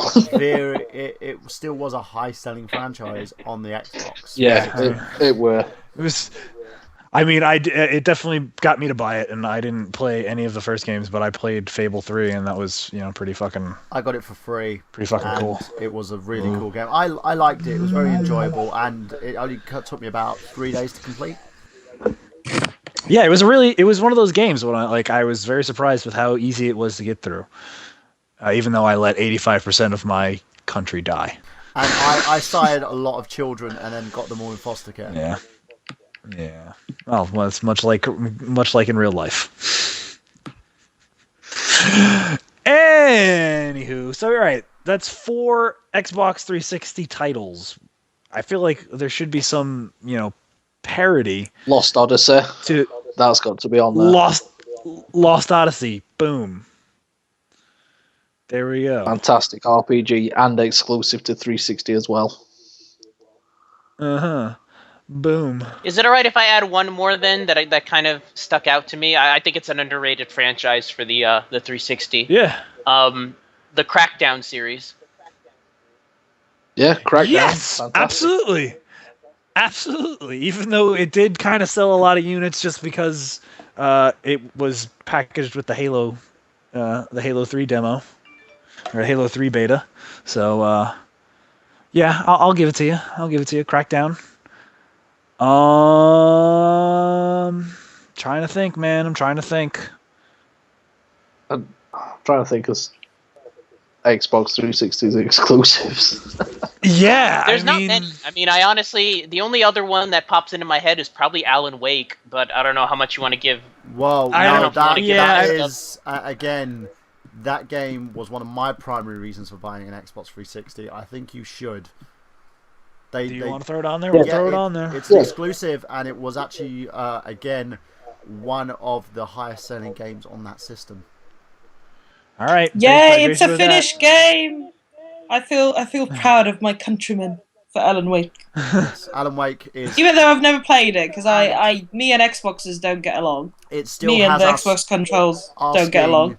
For a sequel, by the way, and we forgot to add the DLC American Nightmare, which was a standalone. See, that's a franchise we really do need to. That's a franchise you and I really need to do an online series about. Like, I love the fact that we're doing the Silent Hill series, but man, that's a franchise I could really cut my teeth into. It's a very in terms of the story is amazing, especially the fact of what's happened in that. I do wish that they continue it, but everything's up in the air, even though the game did sell a hell of a lot of units. All right. What about the Condemned series for 360? Well, Condemned 1. Yeah, that's another one. That was. I can't argue. I can't argue against it. So all right. I mean, as anybody else can. Condemned. Can't fucking spell right now. And I normally can, but I just can't spell right now. All right, Condemned. All right, so we have for Xbox 360 exclusives: Condemned, Alan Wake, Crackdown, Lost Odyssey, Fable, Forza, Halo Reach, and Gears of War. What about Left 4 Dead? Left 4 Dead was not a 360 exclusive. No, yeah, Left 4 Dead. It's PC. Left 4 Dead came out. Yeah, but it also came out on other consoles too, though. Was it a console? Yeah, was it a console exclusive on the Xbox 360? It was console exclusive to 360. It never come to PS3. But yeah, but it came out for the PC. I don't think that counts. Yeah. If it also came out for the PC, then it's not an exclusive. It's a PC. I think we're already stressing it out. We're already stressing it as is by allowing franchises that aren't completely exclusive to the Xbox 360. I think once you start letting in games that were ported from the PC over, then that's opening up another can of worms. I think we've got enough. Okay. Yeah. No, you're right. That's fair enough. Fair enough. All right. So that's it for the Xbox 360. Going off again, once again, it's Gears of War, Halo Reach, the Forza series, Fable, Lost Odyssey, Crackdown, Alan Wake, and The Condemned with the Cold Stone Steve Austin. No one else is going to get that joke other than Miguel and Burhan, but I made it. This is better than Condemned 2 with Randy Orton. Yeah, the only thing condemned about that movie was Orton's acting. Yeah, there we go. So, all right, best PS3 exclusive. All right, so we got Uncharted, obviously going on there. Little Big Planet, obviously going on there. The The Last of Us, obviously going on Yes. there. I'm gonna put Gran Turismo, but I can't remember what Gran Turismo came out on the PlayStation 3. 5. 5 and 6. Would Bioshock Infinite count, or since Bioshock itself was on the PlayStation 2, does that kind of... No, it wasn't on PlayStation 2. Bioshock was all on PlayStation 3. It was all Yeah, PlayStation 3, Bioshock. I think. Yeah, Bioshock. Yeah, duh. And it was Bioshock, yeah. Bioshock Infinite, but Bioshock Infinite also came out for the Xbox 360. Yeah, that's what I'm saying. I'm putting Bioshock the series as my best of, like the series, because I know it came out. I agree. Multiple. All right, that's all fine. of them came out on all the consoles. Like I'm pretty sure. So I didn't want to nail that. We're getting to that. You're getting ahead of ourselves. Because we still got 1, 2, 3, 4, 5, 6, 7, 8, 9 more categories to go. We're moving right along. No. All right. Like Gran Turismo. Anything on the PS3 that we should put on here? Metal Gear Solid 4. MGS4. Chris, what did you say? MotorStorm series. Okay. All right. Yeah. MotorStorm. I think that was a cool thing. Killzone 2 and 3. Killzone 2 and 3. We'll just put Killzone because everybody knows which ones are out there. Just so you know, Infamous. ladies and gentlemen, while we're basically getting this done, if you go to the PlayStation Online store in your browser and log in with your login details from your PlayStation 3, you can take all the games, even if you do not have a PlayStation 4, onto your checkout basket and just confirm your purchase and you get them all free. So I now have a free copy of Need for Speed Most Wanted for my Vita, Mirror's Edge for my PS3, and Plants vs. Zombies Garden Warfare for the PS4, even though I don't own the console. Suck it. But yeah, all continue. Right. All right, so Infamous was the last one that I heard. I'm trying to think of PS3. Ni no Kuni. PS3. Do you want to? Ni no Kuni, yeah. Folklore. Just because we get some Japanese. Just so we get some Japanese flavor. Hang on, I'm still on Ni no Kuni, son. Take your time. On Ni no Your Kuni. It's fucking autocorrect went spelled it to no Kuni. Well, your computer's biased then. Yeah, a little bit. What was the other thing you said after Ni no Kuni? Demon Souls. Folklore and Demon Souls. Folklore really, that kind of came and went. I wouldn't say it really had much of a place. It was mostly wasn't that a first run title? Wasn't that like console launch, or at least close to the console launch? Yeah, I think it came out about a month after console launch, and it's an absolute hidden gem on the PS3 for sure. Was how about the this God of War? remaster... Sorry. No, what were you gonna say, Jamie? Was the remaster of Okami PS3 exclusive? No, that came out for the Wii. Damn. Yeah, I'm pretty sure that was weird. I was gonna say God of War 3. Oh, that game is great. I was actually just thinking about that game. I know I'm not really gonna single out particular games from the series, but I just feel that was worth. What about saying. Mac? You know my favorite. Someone's got to go. By the way, did you not add Little Big Planet? I did. I said Little Big Planet was the second one I saw. Apologies. And also PlayStation All Stars.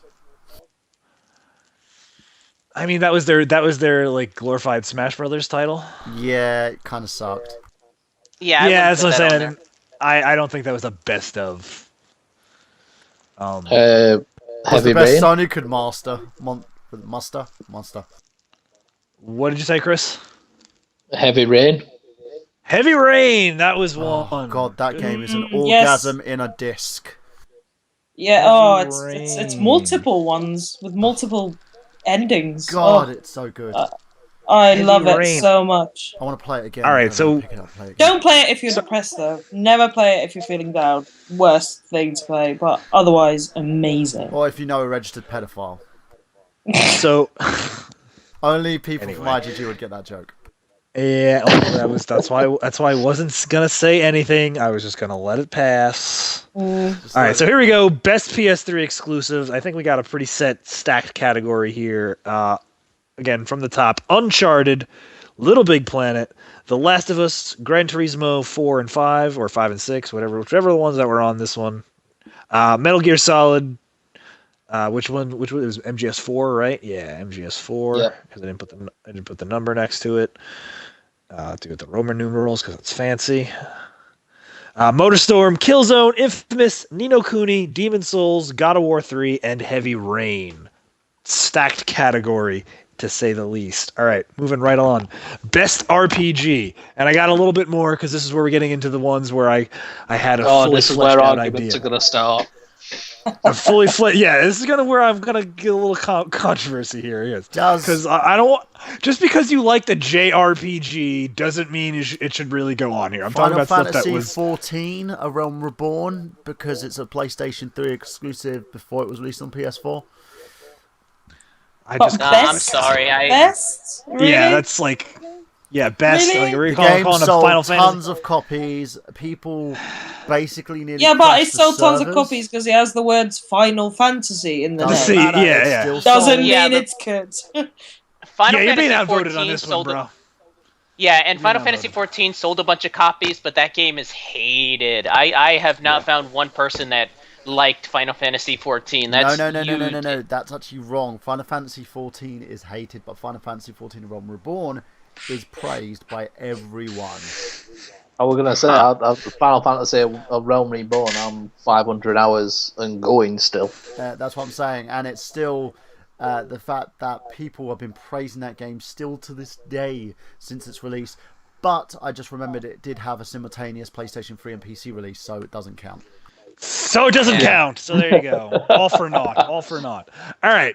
So here's we're going to getting into a little kind of controversy because I know I picked two games from the same series, and I know I said I wouldn't do this because it's sacrilege, but damn it, I believe Skyrim and Oblivion should get two separate mentions because yes, they're from the same game series, but they're really two separate games. You create a new character each time. It's a new storyline. The really only thing that it has. There are a lot of similarities, though. There are a lot of similarities. Just like Morrowind is very close to Skyrim as well. Yes, Even, they're all. You know, Morrowind is a fantastic game. But I say they're both fantastic titles, and they both stand out in the genre of the game, and I'm gonna leave them both there. What about DC out of those superhero? two, I would say Skyrim every time. Absolutely, I think that's gonna be the winner, or at least it's gonna get my vote. What were you gonna say, Burhano? Oh, don't worry about it. I just realised that I nearly made a fuck up. Don't worry. Oh, okay. It's all right. Skyrim and Oblivion both stay on there. The Dragon Age series I put on there for obvious reasons. It was a major seller for them. Yeah, even though a lot of BioWare. people hated the series, it still deserves to be on there. It still sells. A lot of people like it. Just as many people like it. Fallout 3. This is where I was singling out. I singled out Fallout 3 over New Vegas because I think Fallout 3 is just such a leaps and bounds a better title. So Even though Fallout I like 3. both personally. But though, Brandon, New Vegas did sell more copies. Yeah, just New think- I Vegas think- sold more copies. It was more popular, and to me, it was a little bit better than Fallout 3. All right, fine. We'll put them both on there. Yeah. Just to add Fallout games. The Fallout Bundle. It's not getting. It's so. Do you think Fallout should get the same treatment I gave Elder Scrolls? Gets 2 entries on there. Yes. Yes. Okay. Yeah, Fine. because Fallout one game 3. works, one game doesn't. Oh. But I'm All right, we're putting it on there. I like you, Chris. I like you. All right. So Fallout basically, and Bethesda. Fallout- So basically, Bethesda's pretty much owned this entire category. Almost. This should just be best Pretty much, Bethesda yeah. game. But I do have something on here that wasn't made by Bethesda. At least I think it wasn't. Hang on, let me look before I say. Let me look before I say this.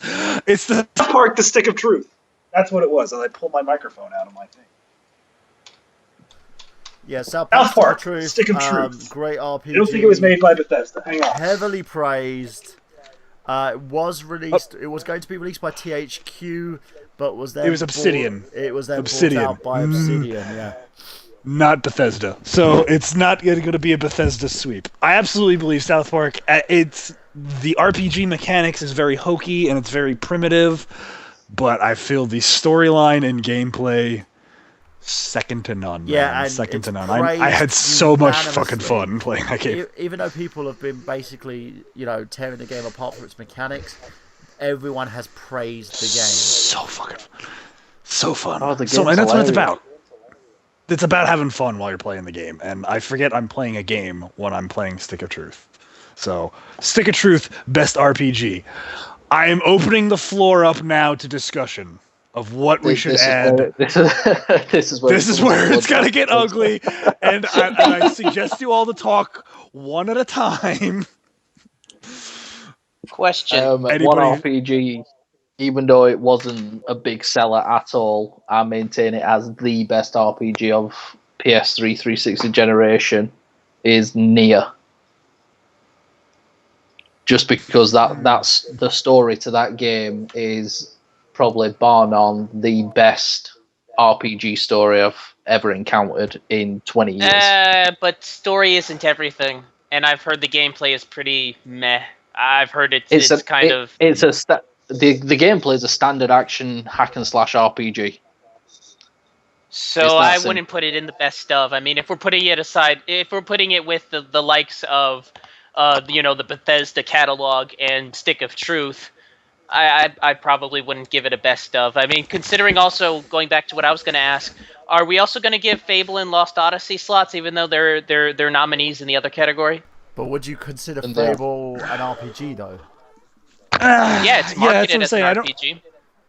Is it though? I really consider Fable as more of an action-adventure title. That's why I would consider it as. I wouldn't consider it an RPG. Yeah, I don't consider it an RPG in the traditional sense where you're leveling up stats and it's like D20 based. Like the combat isn't like based off that D20 mechanic. So that's what I consider RPG. Would we consider Call me a Pokemon purist. an RPG? But it wasn't. What Pokemon game came out on the Wii? Ah, that's true. So then we had the DX. believe me, if there was a Pokemon game that came out on the Wii, I would put it on this list, and it would win. Yeah, I was. And Nintendo would win the console wars. Hey, Pokepark came out. Pokepark came out for the Wii, and it was pretty cool. Yeah, but that wasn't an RPG, was it? Was it an No. RPG? Well, no, but it's pretty cool. So your opinion at the moment is irrelevant to this situation. Yeah, I mean, you should have really brought that up in the best Wii exclusive, but we have enough for that. Well, already. I don't know a lot about the Wii, so I'm just kind of sitting here going, I don't know, and then I remember games, and they're like, that was for the Wii, and I'm like, God, I'm a dumbass. Yeah, I forgot to add Donkey Konga as well, but that was that for the Wii? No, that was GameCube. No, that was GameCube. That Donkey Konga. Yeah, I love that fucking game. Yeah. Yeah, alright, so we have really nothing to add to... I could add a ton of RPGs, but to go against like the general majority of Bethesda and BioWare, it just wouldn't stack up. Does it stack up? Exactly. That's the question. Does it stack up? So... Oh wait, I we think didn't. those are Did we add Mass Effect to this list? Oh yeah, Mass Effect. That's You mentioned BioWare, and that immediately popped into my head. You know what? I'm gonna basically. I think we shouldn't in terms of Mass Effect, just because the fact that the third game failed unanimously. It got. Yeah, but here's the thing. I think we're praised. I think we should add Mass Effect 1 because I think after Mass Effect 2 is where it really trended more into a first-person shooter. Okay, you know what? I agree with Brandon on that one. Yeah, because that first Mass Effect, you could turn base, you could pause the game, set out your party as to what they wanted to attack with, and then play out the combat. the Mass Effect 2, you were a Shepard. You could switch to parties. You could switch to members of your party, but you were a Shepard. You were that party, and you were basically controlling the action. So I really don't consider it an RPG. Okay, what about Shadowrun Returns for Steam and iOS? It's not a console.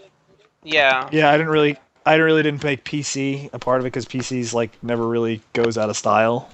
I was making it exclusively to this console generation. What about the consoleized Diablo 3? There you go. You know what? Yes, Oh, it's that's D20 based. To I'll the put it. PC version. No, I'll put it on here. I'll allow it. What about Dragon Age? I have Dragon Age on here. That was you already have Dragon Age on there? Okay.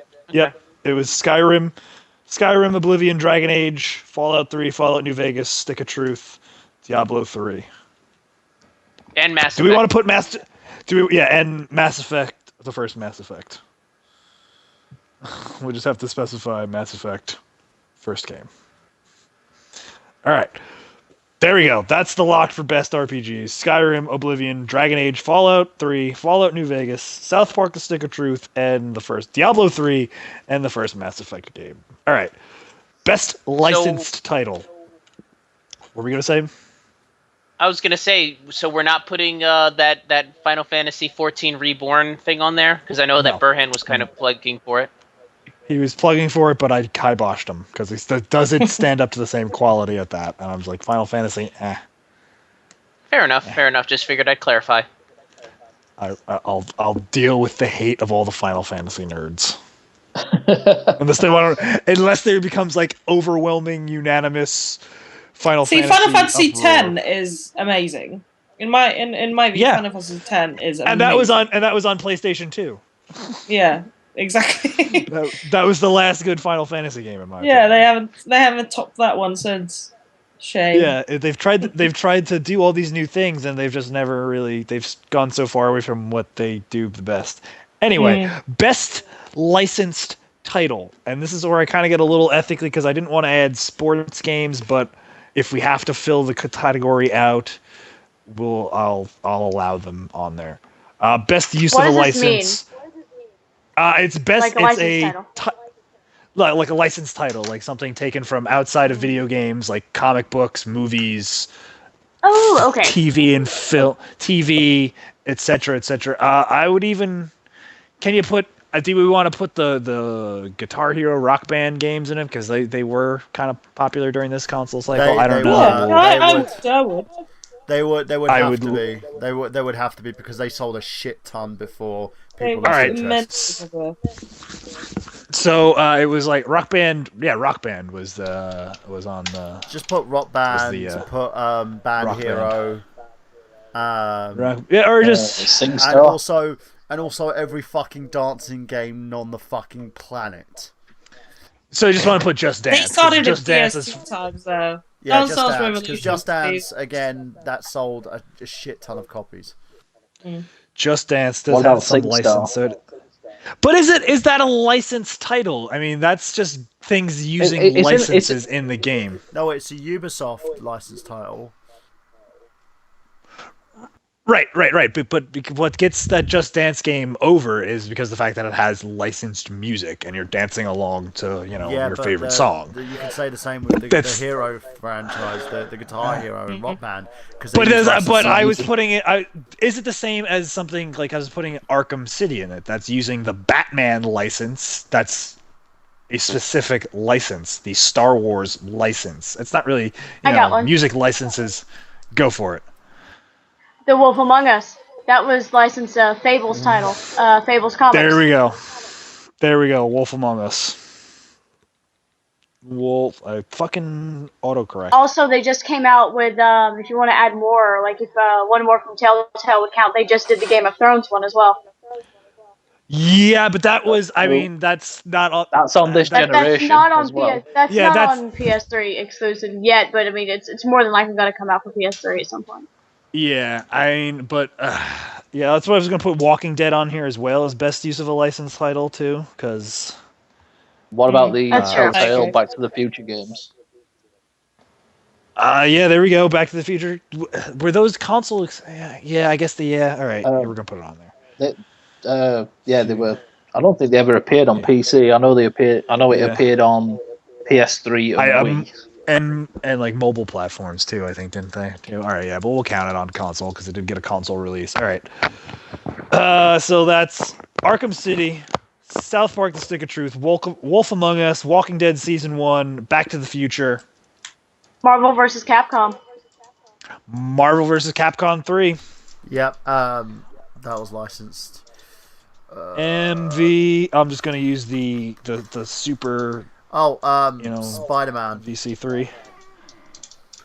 The Amazing Spider-Man games. They're the games that basically showed that you could actually use a good open world Spider-Man game. Again, just like the Spider-Man 2 games that were on the Xbox and PlayStation 2. All right, I'll put it on there.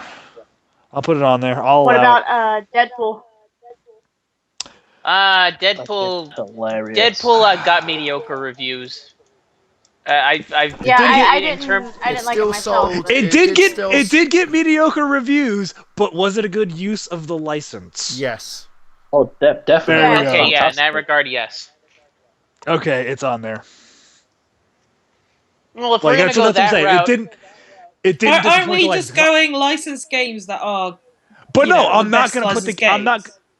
I'm not going to put the Game of Thrones game on there because that was an absolutely piece of shit game. Yeah, I agree. But if it's just a good use of license.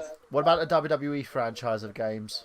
Because they were a good use of the license. People played them. They sold a shit ton of WWE fan base.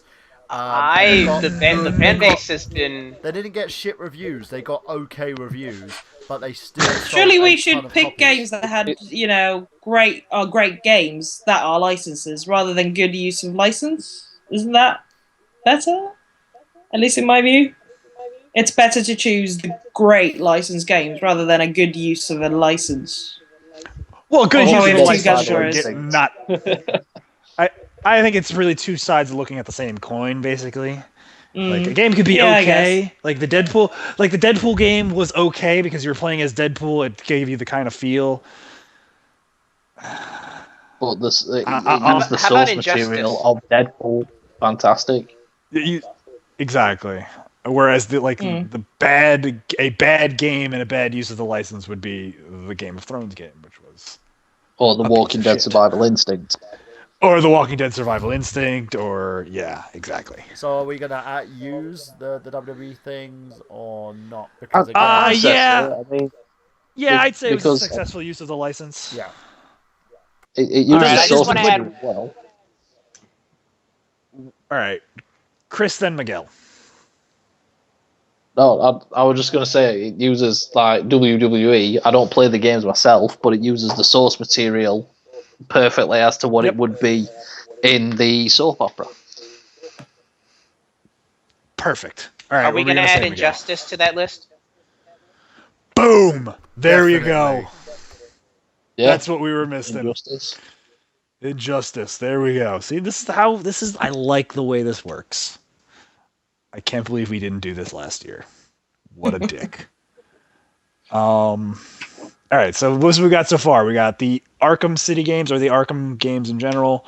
South Park: Stick of Truth, Wolf Among Us, Walking Dead Season 1, Back to the Future from Telltale. Those are the two Telltale games. Marvel vs. Capcom 3, The Amazing Spider-Man, Deadpool, the WWE series, and Injustice: God Amongst Us. God Amongst Us. Whatever. Can't speak. Amongst Us. There. Yes, whatever. I think that's a pretty stacked category as far as that goes. I don't think we could add anything more to it, so I say we move right along. I'm splitting hairs right now. Best action adventure, non-open world. I'm like, tricky. Well, I want to put Bayonetta. I love that game. First Boom. Bayonetta, All right, that's amazing. I'll allow that. All right, that's good. I like it because of what I got on there so far is Uncharted and God of War 3. Would you God of War, yes. Would you say DMC, the Devil May Cry? Yes. Yeah, but was the how many Devil May Cry games came out on this console generation? If I can't 5. remember. 5. Yeah, all right. So all right.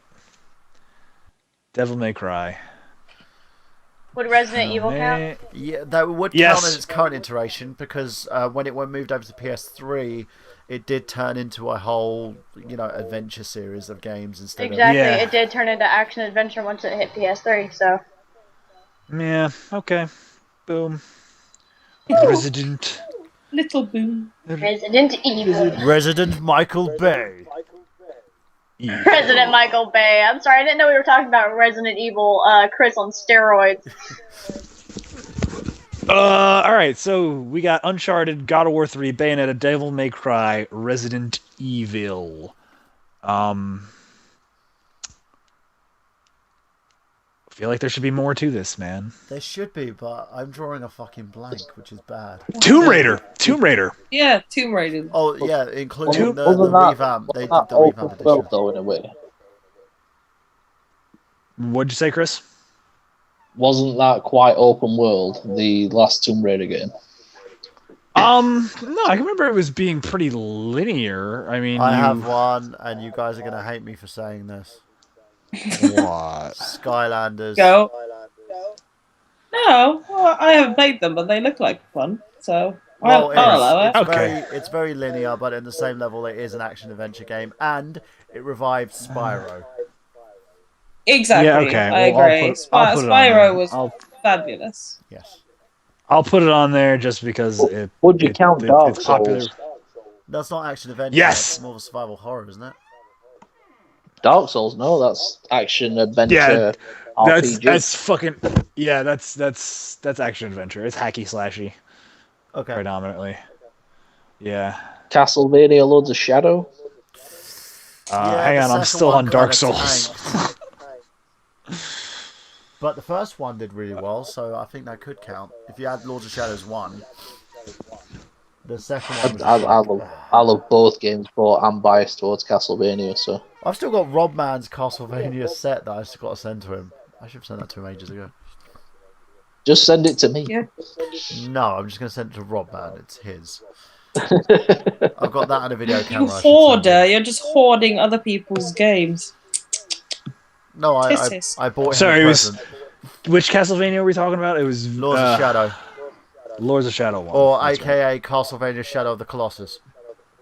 I'm just going to go LOS1. Yeah. Should we put the? I mean, I almost want to put Shadow of the Colossus on there because it did get a remaster, but it was a remaster of a game. Yeah, it wasn't. No, this console. It wasn't originally honorable released. mention, and it was kind of an open worldy game too. Yeah. Fucking fantastic game though. Yeah, really good game. All right. Uncharted, Bayonetta, Devil May Cry, Tomb Raider, Skylanders, Dark Souls, Castlevania LOS1. I think that's a pretty good. There's another one. Wow. Again, you're gonna hate me. Disney Infinity. All right, we'll take it. I'll take it. Sold a shitload of games. No, it absolutely is right. Okay. I wish there was like the infinity symbol, but I have to actually write out infinity. There we go. All right, cool. So that's Disney Infinity, Castlevania, Lords of Shadow 1, Dark Souls, Skylanders, Tomb Raider, Resident Evil, Devil May Cry, Bayonetta, God of War 3, and Uncharted. So moving on to Best Action Adventure Open World. I got 3 categories, 3 nominees for this already. The Arkham games, GTA 4 and 5, and Minecraft. Yeah, that was it was going to be a given that Minecraft was going to be on that. That game just... Yeah, it's I think fucking Minecraft's addictive. going to win. Miguel would tell you how Minecraft's gonna addictive win. that game is after I gave him my copy for the PC. He's just like, Made him cover him. He's currently I'm still Minecrafting probably... right now, probably. Yeah. No, I'm actually still the trying probably to, only person who find doesn't a get better it. stream of the UFC event that isn't as slow as this one. Slow and steady wins the race, Miguel. Slow and steady wins the race. All right, so... Not when you're watching a UFC fight. No, you. What else am I missing out here in the open world? aspect. Assassin's Creed Black Flag. Oh god, that game was terrible. I'll just put Assassin's Creed because I mean it's hard to pick which one was better. I like the Assassin's Creed 2. In terms of open world, Black Flag, I'd say that was the first true open world Assassin's Creed because there's like minimal loading in areas. Yeah, that's true. I mean, I'm not talking about loading and stuff like that. You could go anywhere on the map. You were in a Yeah, you couldn't really. It wasn't really that. What about Dead Island? Dead Island we'll put on there. I'm putting Assassin's Creed on there as well. Did you do GTA? You did, didn't you? Yes, I did. We're doing Dead Island. Would you count Borderlands? Yes, that's absolutely yes. I was going to put it on there, even though I've never played Borderlands, but I've got 1 and 2 on the PS3. I hear amazing things about it. Yeah, I wish you'd have told me that because I just sold my copy of Borderlands actually for the PS3. I wish you'd have told me that you had a copy. We could have played on some online, but whatever. I only recently got the copy. We'll have to do co-op. So I've got it on. PS3. I actually just met the voice actor of Tiny Tina not too long ago. So. Did you cool. lick her face? He was super nice. Was she tiny? She is very tiny. Did you lick her face? Please tell me you licked her face. No. Enough with the dirty fantasies, Michael. Honestly. I said, like Jamie, every time you meet someone that is a voice actor of a character, you have to lick their face. I did that, and Anina pretended she didn't know me. Yes, I did. I wouldn't. I'd going- pretend not to know you too if you licked my face. So, to be This fair. man just makes me hold his camera. I don't know him. Please That's not a help. sexual metaphor. That's just actually she's actually holding a camera. Yeah. All right. So, Arkham City, GTA, Minecraft, Assassin's Creed, Dead Island, Borderlands. What else? We're missing something. Anything? We are missing something. I feel like we are missing something. We are, yeah. Oh. What category is this? I kind of missed it. This is best action adventure game open world category. Basically, I could hear I'll the- count anything. Anything as an open world is anything that has a non-linear storyline. Pokemon. It's not on the console. Oh yeah, that's true. Yeah, it'd be great. I would love to nominate Pokemon. Nintendo, please make a Pokemon RPG for the console. I don't know why they haven't done that yet. They could print fucking money. Because they're dumb. Especially if they have amiibos on the fucking They see it as a kid's game, so they just put it on DSs. Have you seen that's it. how they advertise the Wii U now? They're advertising it as a kid's console. Yeah, they are. Can you believe that it's been almost? It's going to be almost with Pokemon amiibos. What'd you say, Miguel? It's been almost. I was going to say it's been almost 20 years now since the first game came out, and the fact that it's been that long since we've had a full-fledged game on the consoles, it's just you'd have thought they would have had it within the N64 era, but Well, they had it from the GameCube, which was Pokemon DX, which basically was. Break it down. I was waiting on that. But that was kind of it was similar to a Pokemon game, but it was based more on the cartoon franchise. But it was a similar playstyle than the. And it wasn't a full-fledged game, though. It didn't allow you to go out and collect Pokemon. It limited you in some regard, if I'm not mistaken. Because you had to download them onto the fucking thing. Yeah. Yeah. Okay. Game anyway. Yeah. All right. So I was gonna say I've been saying before they're really missing out making like I think a Pokemon MMO would be huge, but that's just me. Yeah, because Nintendo would be printing huge. fucking money. Yeah, I know. Yeah. I know. Nintendo's a bunch of communists. They don't like money. So, all right. The Arkham games, GTA, Minecraft, Assassin's Creed, Dead Island, Borderlands. Would you say Spider-Man? Amazing Spider-Man as well? No. Because, again... Those are open world. Yeah, they are open world. It was open world. Yeah. But are they is it best of? Does it reach best yeah, of? exactly. Is it an open world or is it the best? It's actually classed as one of the best Spider-Man games out there. Which one? Does it Amazing put Spider-Man 2. itself? does it put itself on the same level as GTA? Do you have as much fun in it as Minecraft? Is it as successful as Assassin's Creed and Arkham? I'd say it would be just as successful as probably Assassin's Creed. Probably not in terms of Arkham. I don't think it's as successful. I think you're being. As Assassin's Creed. I think you're being very it's... generous with all of those. Yeah, I don't think we Assassin's Creed. No, I don't mean it you're as in being... the series. I mean it's as successful as Assassin's Creed 4, which was terrible. Yeah, I think we've got it. I think when we've got like 7 or 8 people already in the running. I think adding Amazing Spider-Man 2, I just don't think there's enough room up at the top of the chart for that. You know, I think you really got to really.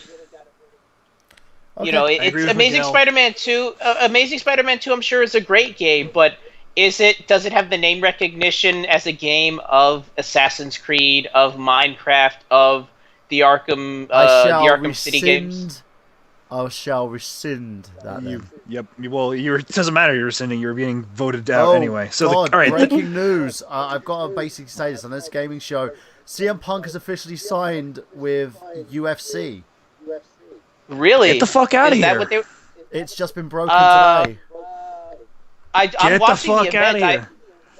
I'm watching the event right now. I have it on mute though because of the show. Is that what Joe Rogan and Dana White were talking about? I think so. Yeah. They just got done doing it. I'm wondering if he's going to be a competitor, or if he's just basically going to be like a commentator, or. We'll see. Wow, this is big. We shall see, sir. We shall see. You heard it here. Well, probably 4th or 5th, folks. We heard it. You heard it here live on this show. Former WWE champion CM Punk, aka Phillip Brooks, has inked a deal to fight in the UFC. He announced the news Saturday night on UFC's 181 pay-per-view. Brooks, a student of Rene Gracie, has been flirting with mixed martial arts since departing from WWE in 2013. The 6'2" wrestler is currently undecided on weight class he'll shoot for, but I mean, I think he'll probably go light heavyweight, maybe. He'll likely target middleweight, although welterweight could be an option as well. This is my new career. Welterweight. You gotta cut a lot of weight. Ahead. All system go. And it's going to be fun. I have nothing but respect for everybody here at UFC, everybody who steps in the octagon to fight. And when it's all said and done, when I'm finished, everybody's going to have at least respect me because I've come here to fight. Brooks is 36, and he's expected to make his UFC debut sometime in 2015. So we may one day get to see CM Punk versus Jason David Frank after all. Well, I don't think JDF is ever going to end up in MMA or UFC, but hey, you never know. They might have a one-off fight. Maybe. If Dana sees money in that, he'll dish out the contract. Dude, that will fucking sell hotcakes. Come on. No, we'll see. All right, so here's what I had the next category: best character in a game. It doesn't have to be the main character. It just has to be reoccurring character, somebody that has a funny part of a game that made you laugh. Here's what I got: the parameters of the categories. All right, let me do my fucking thing first before I open it up. Jesus, motherfucking Christ! I got Ezio Auditore di Firenze, Claptrap, GLaDOS, Trevor Francis, Drake, and Commander Shepard. Floors open to discussion. Andrew Ryan. Great villain. From Bioshock. Bioshock. Oh, okay. Fantastic villain. Right. Completely nuts. Creep the hell out of me when he does the bunny poem in the first Bioshock. Oh god, yeah. I got chills from that. Amazing. Are they multiplying? Right. Are you losing control? Oh, I nearly did. I did throw my controller away while playing Bioshock. I got so scared. With the power that he's supplying. Apparently it was hilarious, according to my boyfriend. Is it electrifying? I can imagine. It is by Andrew Ryan. All right. Enough with the Grease references. All right, seriously. Enough with the Grease references. You're fucking my whole flow up with the grease shit. Wheatley from Portal. Yes. Yes, Wheatley. Yes. Portal does not Voice get acting alone. What about Clementine from Walking Dead? Yep. Okay. Hang on. Wheatley, Andrew Ryan, The Joker from the Batman Arkham series. Yes. That Yes. doesn't count because that's not a game character. That's a character from a comic book that just happens true. to be in a game. Yeah. Fair enough. Okay. Chaos from Skylanders. Ellie from The Last. Whoop. Sorry. I like Ellie from The Last of Us. Well, What about the companion cube from Portal? That's just an inanimate object. Yeah, it's an inanimate adorable, object. though. It's not The really. no. The companion cube do technically have people in them. Technically. They don't. Yeah. Yes, they do. need to They're go into adorable. We don't need to go into that discussion. Yeah, they're not They do have sentient. people in them, but it's not a. Yeah, it's not a person. Yeah, that's like saying Soylent nice Green try, is a though. person. Exactly. But they do It's a very speak, and nice it's try. confirmed in the comic. What about the elusive man from Massive? Yes. Big Daddies does it have to be a character that speaks? I mean, I was basically doing it because that's what the inherent category was. Like, just. Oh, categories that's that fine. were- I'm just asking because And I think do we Big want to Daddies keep are adding amazing. characters? And do we want to keep adding characters from Bioshock? I think adding True. one character per franchise. Basically, the Bioshock cast. Yeah. I'm sorry, I just love the game so much. Officially on Broadway, the Bioshock cast. Yeah. Bioshock the musical. I would see that many times. I would Bioshock. Bioshock. Brandon. Turn off the dark. Brandon, we should basically start writing that now. You know, We absolutely have to. We have to. I am Yes. a big daddy, but I don't say anything. Oh. I'm just gonna drill your head. You know. Oh. Mr. Bubble. Oh my God. I Yes. There's a I sequel, think Bioshock so. Infinite, now with Songbird. Hmm. Wow. Yeah, exactly. That's it. Heavy metal one, trash metal one. Captain Price? Ah! Brandon, I have to reiterate though, Chaos because the fact Skylanders sold like hotcakes. All right. Chaos, is it KAOS or is it spelled the normal way? CAOS. That's the normal He way. goes, Chaos. I liked Captain Price. I like that because he was a pretty vital part of the Call of Duty franchise. So Captain Price does make the cut. Would you, Albert all right. Wesker. would you say Mario? Or No, he because that's going transcends- back Yeah. way too far. It's going back way too far. I want a character. Okay. I mean, character that made its debut in this console cycle. You know, and it's Oh, okay. Yeah. I mean, that's why I'm not throwing Do I- out Kratos. Marcus Phoenix. I think certainly gets. Instead of get some- Marcus, what about Coltrane? Who is the other One character per franchise. Who is the other character in House of the Dead Overkill, Chris? You had Agent G, you had someone else, that black dude. Oh like, shit! What was his name now? I'm gonna rip your motherfucking balls off. What was his name? Oh, Sam shit, Jackson? I can't remember his- He was. I think he was based off Sam Jackson. He's fucking hilarious. Oh, what Yeah. was Okay. his You can't name name now? who he is. Yeah, you can't name who he is. Then he's obviously not willing to be on the Mad list because we Moxie? already have. I mean, I got GLaDOS. I mean, I got Claptrap on there. Well, you have GLaDOS and Wheatley from the same game. Yeah. Isaac Washington, that's his name. All right. I would say if you're gonna have Wheatley, you could take Gladys off, because I like Wheatley. Yeah, Wheatley. But GLaDOS is a babe. Come on. I know, that's what I'm saying. Like GLaDOS I thought was probably the best part of Yeah. the games. One I per, thought- but I- one if per I- character per franchise. Let's have a vote. If there was just the entire Bioshock cast. Yeah, Bioshock the musical. I think that needs to happen. it needs to happen. Yeah. Yeah, Burhan. His name was Isaac Washington. Yeah, Isaac Washington. I think he needs to be added in there because he happened in this console generation and was part of a big selling game for the Wii U. For the Wii. What's sorry. up, motherfucker? Yeah. All right, I'll put it on there. My motherfucking car, man! Fucking, I love that game. That game for me is like that game's the love of my life, and it was the only game that me and the ex-wife would play together. It's a grindhouse game. It's fucking amazing. Oh, all right. God. So we're gonna have to eliminate some people out here because I do have some people in there from 2 games. Although we kind of count the Elusive Man was really only was in Mass Effect 2. Really, was he? Was he in 3? I can't remember if it. I think he might have been like a brief part. I don't.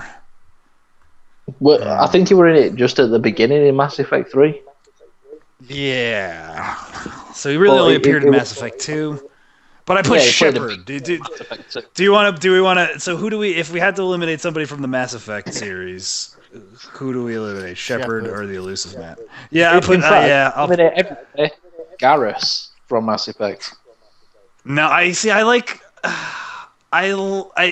Martin Sheen's portrayal of the villain better. I think. I don't know.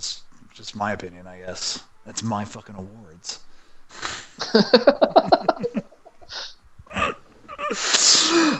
Yeah, I'll take Commander Shepard off there, just to make it a little easier.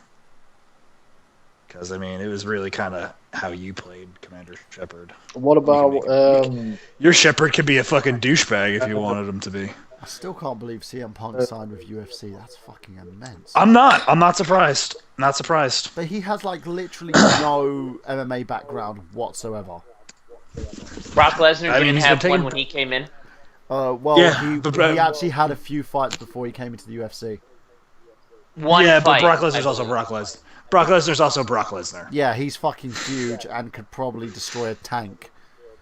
Yeah, we'll see. We'll see how it's going. Doesn't CM Punk have a belt in Jiu-Jitsu though, or Brazil? Yeah, he's been rolling for like a year or so, or maybe even longer than that. So I mean, he's got the background. I would have seen Daniel Bryan do it a lot more than Punk. This is weird. This is weird for me. We'll see, man. He's entering into a big, already a stacked weight class if he's gonna go welterweight. So yeah, no, I agree with you. I don't think he's gonna be. Yeah. He walks heavy now at 220. I mean, I don't think he can get down to 170. Yeah, that's a big weight cut, man. Plus the training and discipline he's going to have to basically compete. Well, you know what? I'm not even going to think about it at the moment. We're talking games. Yeah. Sorry, I've closed. I've closed it. I feel like we have a pretty standard list of characters. I mean, that's like a 1, 2, 3, 4, 5, 6, 7, 8, 9, 10, 11, 12 person short list for best character. I think we're pretty stacked as far as that goes. So best first person shooter, I'm limited at Far Cry 3 because I thought that was just, the best of that series to that really even deserves. Even better than Blood Dragon? Yeah. I love Blood Dragon. I love them both. So I mean, if Far Cry 3 wins in best first-person shooter, then vis-a-vis Blood Dragon will win. Call of Duty, the whole series, obviously, from Modern Warfare or whatever the ones on the Xbox 360 were. Halo Reach, obviously. Any other first-person shooters on Borderlands? There we go. And BioShock again. BioShock, yes. BioShock and Borderlands. Battlefield. Yeah, I guess so. Wolfenstein? BioShock, Borderlands.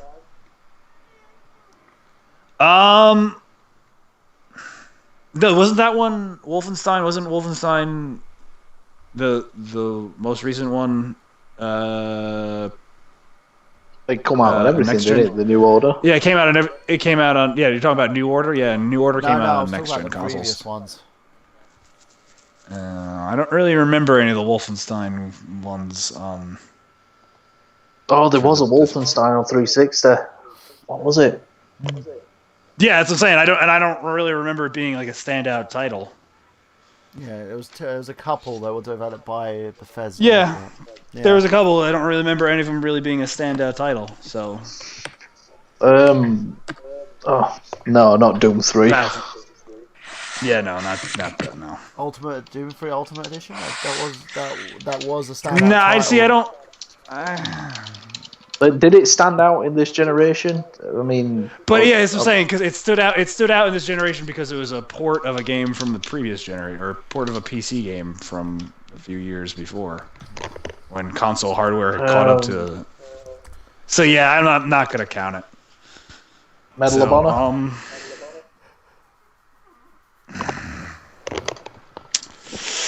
I do remember the Medal of Honor games or the game actually, really. Because they were Ghost. How about all right? Ghost Recon. Ghost Recon. All right. Oh, they were third person though. Yeah, they were third person. Or could you play them in first person as well? I thought you could switch Ghost Recon. No, I think they were just third person. Okay, it's Rainbow Six, where you went into cover, it went into third person view.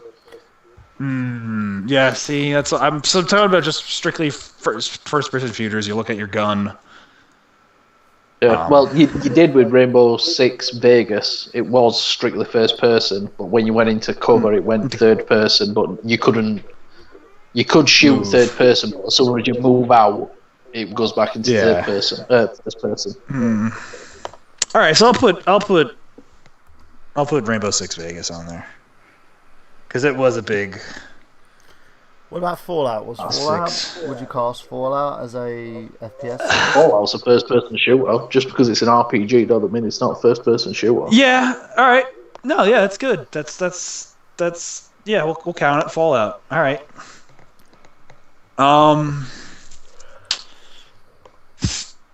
It's House of the Dead. That's it. You really love that House of the Dead game. Fucking love it. It's got. I know a lot of people nominations praise it. 3 categories. I have to put HOD next to Isaac Washington just so people know who he is. I can't think of anything else beyond Fallout though, guys. Me neither. I think that's locked. I think we should lock best first-person shooter out at Fallout. So we're moving right along. All right, my particular wheelhouse of a category: best sports franchise. I got Madden, FIFA, NBA 2K, and Wii Sports. I was torn about throwing Undisputed, the UFC series, on here because they were. I would. They were. Yeah. Okay. All right. I really needed a whole lot of pushing with that one. Thanks, Miguel. UFC. I mean, they were pretty good games. I think EA's MMA is pretty good. EA's UFC game is pretty good too. But I'll give the Undisputed franchise credit. I loved the first one. Yeah, UFC Trainer was fucking awesome as well. What they did with the UFC brand is just amazing. They have done very good things in video games. Yeah. So Undisputed will get a best sports game nod. Honestly, what other franchise? Yeah, you got to give Pro Evolution a kind of. All right, I'll give Pro Evo. I'll rest my FIFA bias. Pro Evo is on. FIFA and Pro Evo. They trade blows every year. One year FIFA's good, the next year Pro's good, and FIFA's shit, and it's just chopping and changing every year. It's like this year Pro Evo's good. I'm a FIFA man. FIFA's not too good. I'm a FIFA man, bro. Premier League license, bro. Premier League license. I'm all in. I want to go to the Liberty Stadium. It sucks baseball games haven't really been that good as of late. The show has been the best baseball game on there, so I think I should put it on there. MLB 15. Yeah, I believe me. When I got my PS4 today, I was gonna get the show, but I didn't because I liked having money in my pocket. So I will put MLB the show on there, just because. Do you want to throw NCAA on there? What? What's that? There's some NCAA games in there. Yeah, I mean the college football games. Yeah, they were. I don't put any of them as really standalone titles, like standout titles. Like they were good. I played them, but I don't consider them upper echelon sports 2 titles. They were very good. Yeah. Tiger I think Woods. The PGA. I don't think they really have. I don't really think they have like the great appeal. But okay, we'll put it on there. Tiger Woods, y'all. It's all good, y'all. I did play him. I'm kind of waiting for the next one now, and you would probably put the WWE series again, wouldn't you? Yeah, WWE. Not a sport. It is a sport. Well, it's actually classified as a sport, and when it comes sports to entertainment, gaming. but still sports. So. Yeah. Yeah, I know. Well, all right, like so cool. Football or soccer is as dramatic as wrestling. Just like porno is considered entertainment, it's still a sport. Yep, it's still entertainment. All right, so it's FIFA, Madden, NBA 2K, Wii Sports, UFC Undisputed, Pro Evolution Winning 11, MLB The Show. We forgot one game that was made so fucking unlikely, but was made and did actually have a successful run, which was Rockstar's Table Tennis. Oh, that game was amazing. Yes, I'll put it on there. That's it pushing it. was, Yeah, that. Yeah, no, that was, but that was a really standout title. Like that first couple months on the 360, that game was hot shit. Yeah, so I'll put it on just there. like, what the fuck? But it I mean, did make... if we're gonna be putting the table tennis games, we might as well put like Top Spin. I think that was better than Top Spin. It was better. I mean, you got Top Spin or Virtua Tennis. Would you count Mario Kart? No, because it's a racing game. That's not a sport. No. Racing games is its own subgenre of sport. Yeah, that's not athletics. Fair play to you. Yeah, I don't consider. All right, so I'm going to close the nominations at Rockstar Table Tennis because I thought that was a really awesome game. All right, last two people. We're in the home stretch. We're almost there. Hold on, I gotta call. With us. Give me a second. If you stayed with us through all of this, God bless you. This has been a long one. To the one person who's watching us live now, after everyone else has probably just gone away to watch UFC. Right. You got me this until is the what we fucking get. You got me until the title fight goes on. So that's why I'm trying to breeze through this. This is best new franchise or IP. That means it had to have launched during this current console cycle, and I got a pretty good list of categories on this one. These are the two. These last two I put a lot of thought into, so we don't have to add too much of them, I think. Assassin's Creed, Gears of War, Borderlands, Mass Effect, Portal, Dead Rising, Uncharted, BioShock. I think I pretty much covered it. Yeah. Does anybody have Galaxy? I don't think, is that a new, I mean, is that... That is a new IP. Established character, Skylanders. new IP. I don't know, guys. I need a ruling on this one. Okay, who thinks Mario Galaxy should be on the list? Who thinks I love that game, but it's not a new IP. It's not a new IP. Mario is used intellectual property. Yeah, I don't consider it. It's not a new franchise. It's a continuation of the Mario franchise in a new direction, but it's not a new franchise. I failed on that one then.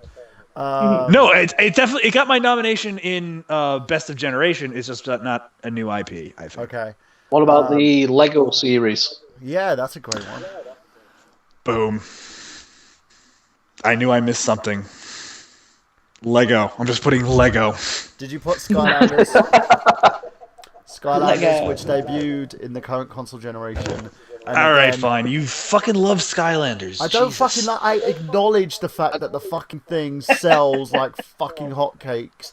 And Can Activision... you count Skylanders because it started out as Spyro Skylanders, didn't it? Yeah, but it basically printed Activision a shit ton of money. I mean, a fucking shit ton. And it's not just Spyro, is it? Loads of characters. Yeah, it's just Spyro. Spyro just happened to exist in the universe. And spawned a shit ton of YouTube channels. Absolutely, I guess. All right. Look, anything else to add to YouTube, this? it's either that or Minecraft, so you know. Minecraft, is I mean, can we consider Minecraft an IP though? Yes. Like, Is there going to be a Minecraft 2? But it did debut. It did debut before. But is it a franchise? Isn't it just standalone? It is a franchise in a sense, but it didn't debut in the current console generation because it actually debuted while the PS2 iteration was going on and debuted on PC. There you go. What about the Souls series, Dark and Demon? But again, did they debut on the current iteration? The PS3, Demon Souls and then Demon Souls started on PS3. It does count and then, because you've got Dark Souls, you've got Demon Souls, Dark Souls 2, and now Bloodborne. All right, Dark Souls, Demon Souls, I'll count it. Which Bloodborne looks amazing. Which franchise? What category is this? This is best new IP. Oh, okay. Did you miss the category nominations? Yeah, I had to take a phone call, and I know okay. I'm not suggesting that this be put on there, but one of my favorite new IPs was the Shadows of the Damned series. I don't know if that's a series, but I really did enjoy that game. You don't have to put it on there, but I just wanted to give a shout out to it. The Suda 51 game. Yeah, that game was so much fun. Technically, they are a franchise because Suda has his name behind them. Yeah, but no, that's more of a production brand. That's not a franchise. Okay, then then No More Heroes because 1 and 2. No More Heroes. Yeah, so I could see Suda getting some love. So no More Heroes. That game is so good. Because I want another one. Yes. I just want more. I want another. Oh, Catherine. Yeah. No, but that's not a franchise. Catherine. Is there going to be a Catherine 2? No. True. It was kind of one of those one-off games. It was kind of one of those one-off games. Yeah, you're right. I think it's good. Persona. I think we good. What about the Persona series? That was a PS2 franchise. Yeah, he's right. Yeah. There has not been a Persona game for the unless Persona you count Persona 4 Arena, which is a fighting game. Yeah, but again, it's a continuation of the franchise. It's still the same. The franchise started on the PS2, so you can't. It's not a it's not a continuation. It's more of just it's just a fighting game compilation with characters. I don't think it actually continues the franchise. It actually does have Persona 4's story in there. It's set somewhere between the end of Persona 4 and somewhere where the golden content comes into it or something. It actually does have something to do with the Persona 4 story. Yeah, but the majority of the franchise is mostly on the PS2, so I wouldn't count that. Yeah, I don't count it. If it had to have debuted. What about what? Blaze Blue fighting game from Arc System Works, people who made Guilty Gear. Yeah, but that started off as an arcade title. True. It was released in the arcades first, and then was ported over to the consoles. Yep. I agree with Miguel on that one. All right, so I think we got the list set on this one. Assassin's Creed, Gears of War, Borderlands, Mass Effect, Portal, Dead Rising, Uncharted, Bioshock, the Lego games, Skylanders, we're going to call it Dark Souls, Demon Souls, and No More Heroes. And leading up... No, let's close it off. That's a lot. The coup de grace, best of generation. All right, are you ready for this? This is what I got so far for this. Fallout 3, Borderlands, Uncharted, The Walking Dead from Telltale, Bioshock, Super Mario Galaxy, and Gears of War. See, I'd say Heavy Rain as well. Heavy Rain, boom, in there. I do agree with that because that was, a monumental effort of storytelling, and it did push the boundaries of what the hardware can do. So Heavy Rain, in there, and cinematic storytelling, image, totally ahead of its time. What about the first Modern Warfare game? Because that's what catapulted Call of Duty into the big leagues. Do you want to put? All right, I'll put Call of Duty. Just the first Modern Warfare. Yeah, just. All All right, yeah, fine. because that's what like made it what it is today. If it wasn't for that first Modern Warfare, all right, if we want consoles. to pick, all right, if we're gonna pick certain series from every one of them, I want to put Fallout. Do you want to put New Vegas or Fallout 3? I'd say Fallout 3 because people didn't even know Fallout before 3. Right. All right. So Borderlands, obviously. Do we want to put Borderlands or Borderlands 2? The first one. All right, the first one. Again, GTA 5. I think GTA 5 is pretty much unanimous. GTA 5 goes on there. Yeah, What Uncharted do we want to put? In terms of Uncharted, I'd probably put the second one. Uncharted 2 was the best of the best of the two. Walking Dead is one whole thing. What do we want to put for BioShock? First BioShock. First BioShock. First one, all right. Gears of War, Super Mario Galaxy, rather. What do we want to do? Do we want to just first put one 2 as the bit? All right, so that's fine. Gears of War, that's the first Gears of War as the end all be all of that. Yeah, cool. I think in terms of what got them to the dance, probably put the first one. That's the best of the generation, and then Call of Duty Modern Warfare is the best of the generation. If anybody have any other title they feel is Skyrim? I'd have to at least put it in the running. It has to be at least in the running. In my I agree. I'd say Skyrim over Oblivion. Yeah, Skyrim over Oblivion. In terms of popularity as well, because Skyrim's absolutely huge. And when people go back to Oblivion... Can I just say, I actually just started replaying Morrowind again. I found a bunch of graphical upgrades to it that I decided to reinstall Morrowind and start playing that again. It's pretty good. Awesome. It's amazing. It started my love for RPGs, Morrowind. Did you get the Skywind graphical upgrade? I downloaded a pack called, Morrowind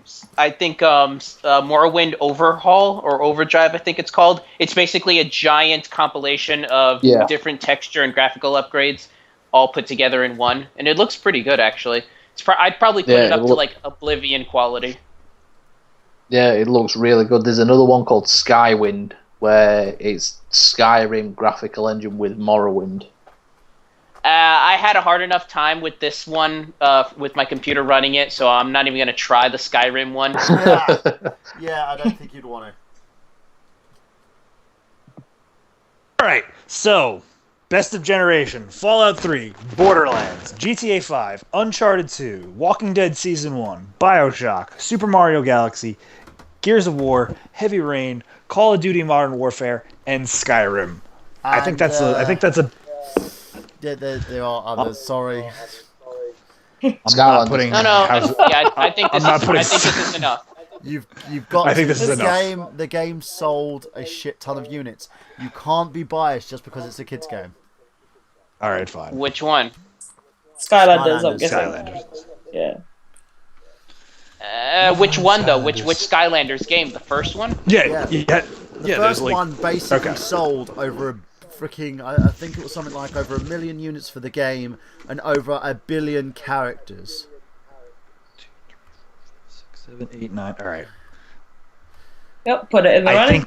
I think that's it. I think we have a locked, stacked list of nominees for this category. So I think after that, should we just head over to plugs, ladies and gents? Plugs, and then let's go fuck home. I'm gonna fuck with my PS4 some more. Cool. Right, so we'll start with finish you, up this Mr. Miguel pay-per-view. Leon. Where can we find you? You can find me, and it's nice to get a plug to where I can actually mention Retro Unlim. You can find me on the Retro Unlim YouTube page every Wednesday night for the Untitled Movie Show, 8 p.m. on Wednesdays. We just did our episode on the Die Hard franchise, and this coming Wednesday is going to be our monthly news episode where we talk about different news and bits that have happened within the last 30 days, specifically the 3 big trailers that have popped up, that being Jurassic World, Star Wars Episode 7, and Terminator Genesis. We'll be definitely talking about those. And Brandon Liggan, our own Brandon Liggan, has asked if he could be a part of it, so hopefully we'll be able to have him on Wednesday night to take care of that. But check us out on the Retro Unlim YouTube page for the live show, and follow us on Twitter, twitter.com/unmovieshow. And you can also see on the screen there the title for this week's episode, which was An Untitled Way to Die Hard, which was our Die Hard retrospective. You are proud of that pun. You really are proud that you came up with that. Yeah, well, dude, you know, it's puntastic.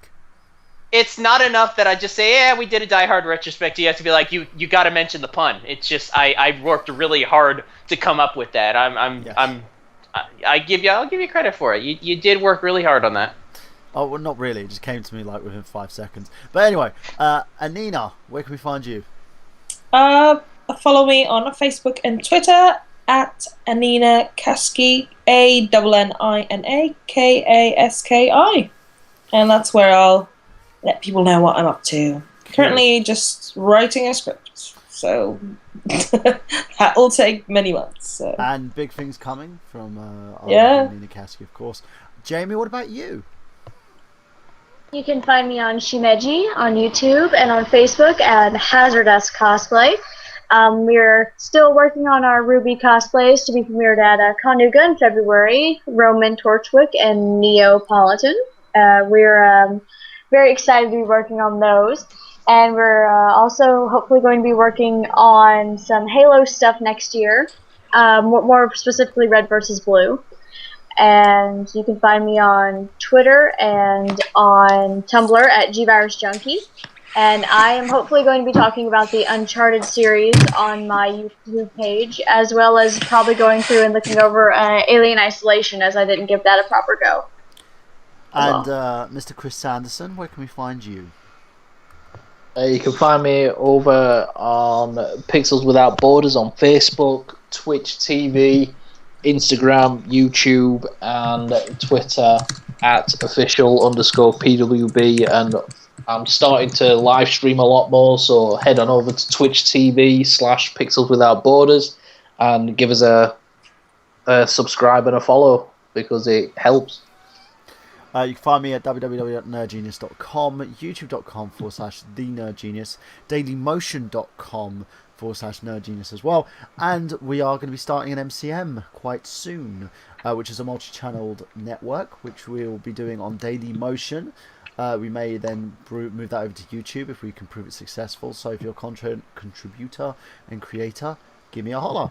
I might have something for you. Our structure is going to be very different in terms of other multi-channel networks, of course, as well, which means instead of basically giving you a 75% cut, we would actually going to be giving you an 85% cut. So make sure that you give me a holler for that, and I will basically explain to you what we would like to do.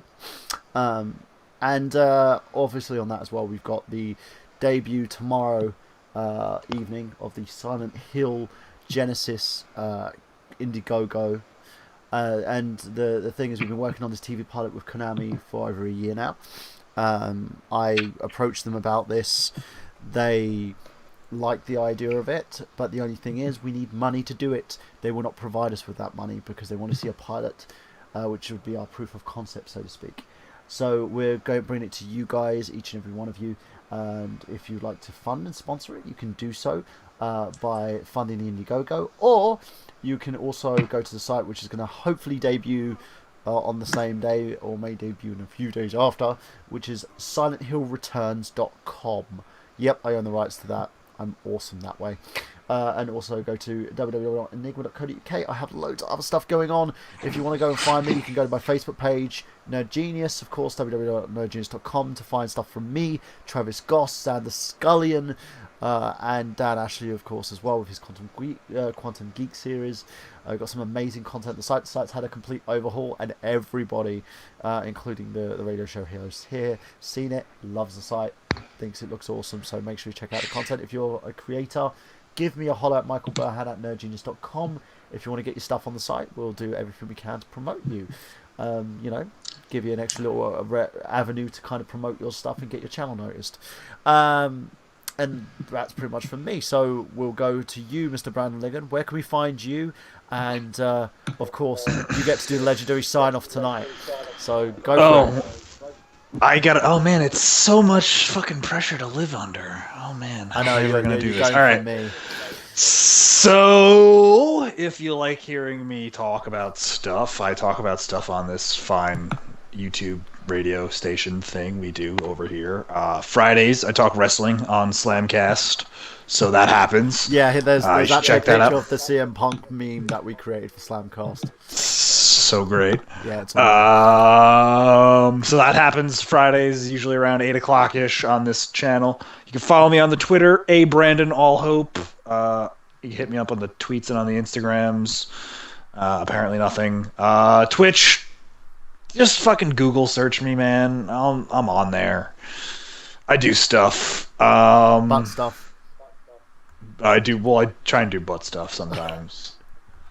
That's neither here nor there. So, all right. For Michael Burhan, for Miguel Leon, for Anina Khaski, for Jamie Stiles, for Chris, whose last name I forgot. Sanderson. I'm sorry. Sanderson. God, how did I fuck that up? Of all fucking things, it's like the most simplest fucking name in the world, and I fucked that up. Anyway, for Chris Sanderson, I'm Brandon Liggan. I've got gameplay. Do you? I've got gameplay, have you? But yeah. Anyway. Whatever. Breaking my fucking balls. Poor guy.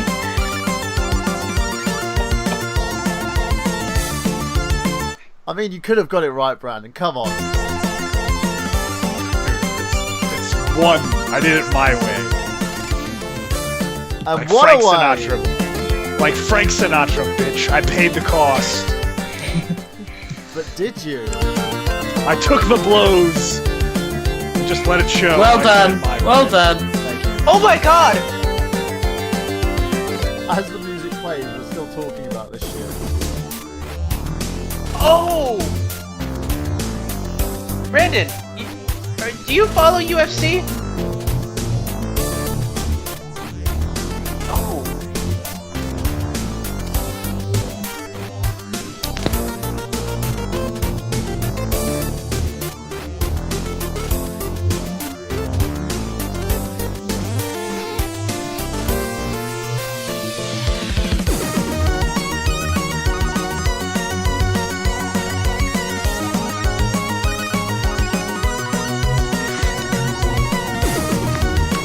Brandon Liggan broke the internet.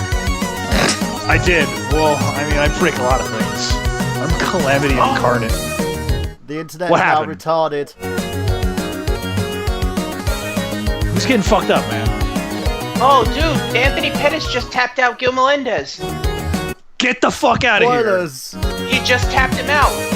That's why I screamed out, "Oh my god!" He tapped Gil Melendez. It was a chokehold. He had him in like a chokehold on the ground. Not a rear naked, but like a front-facing chokehold. Yeah, like guillotine basically. He had him in a guillotine. Nice.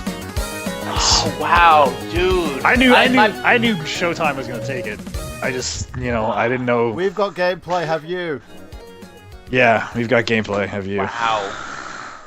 Finally Wow, said it. I'm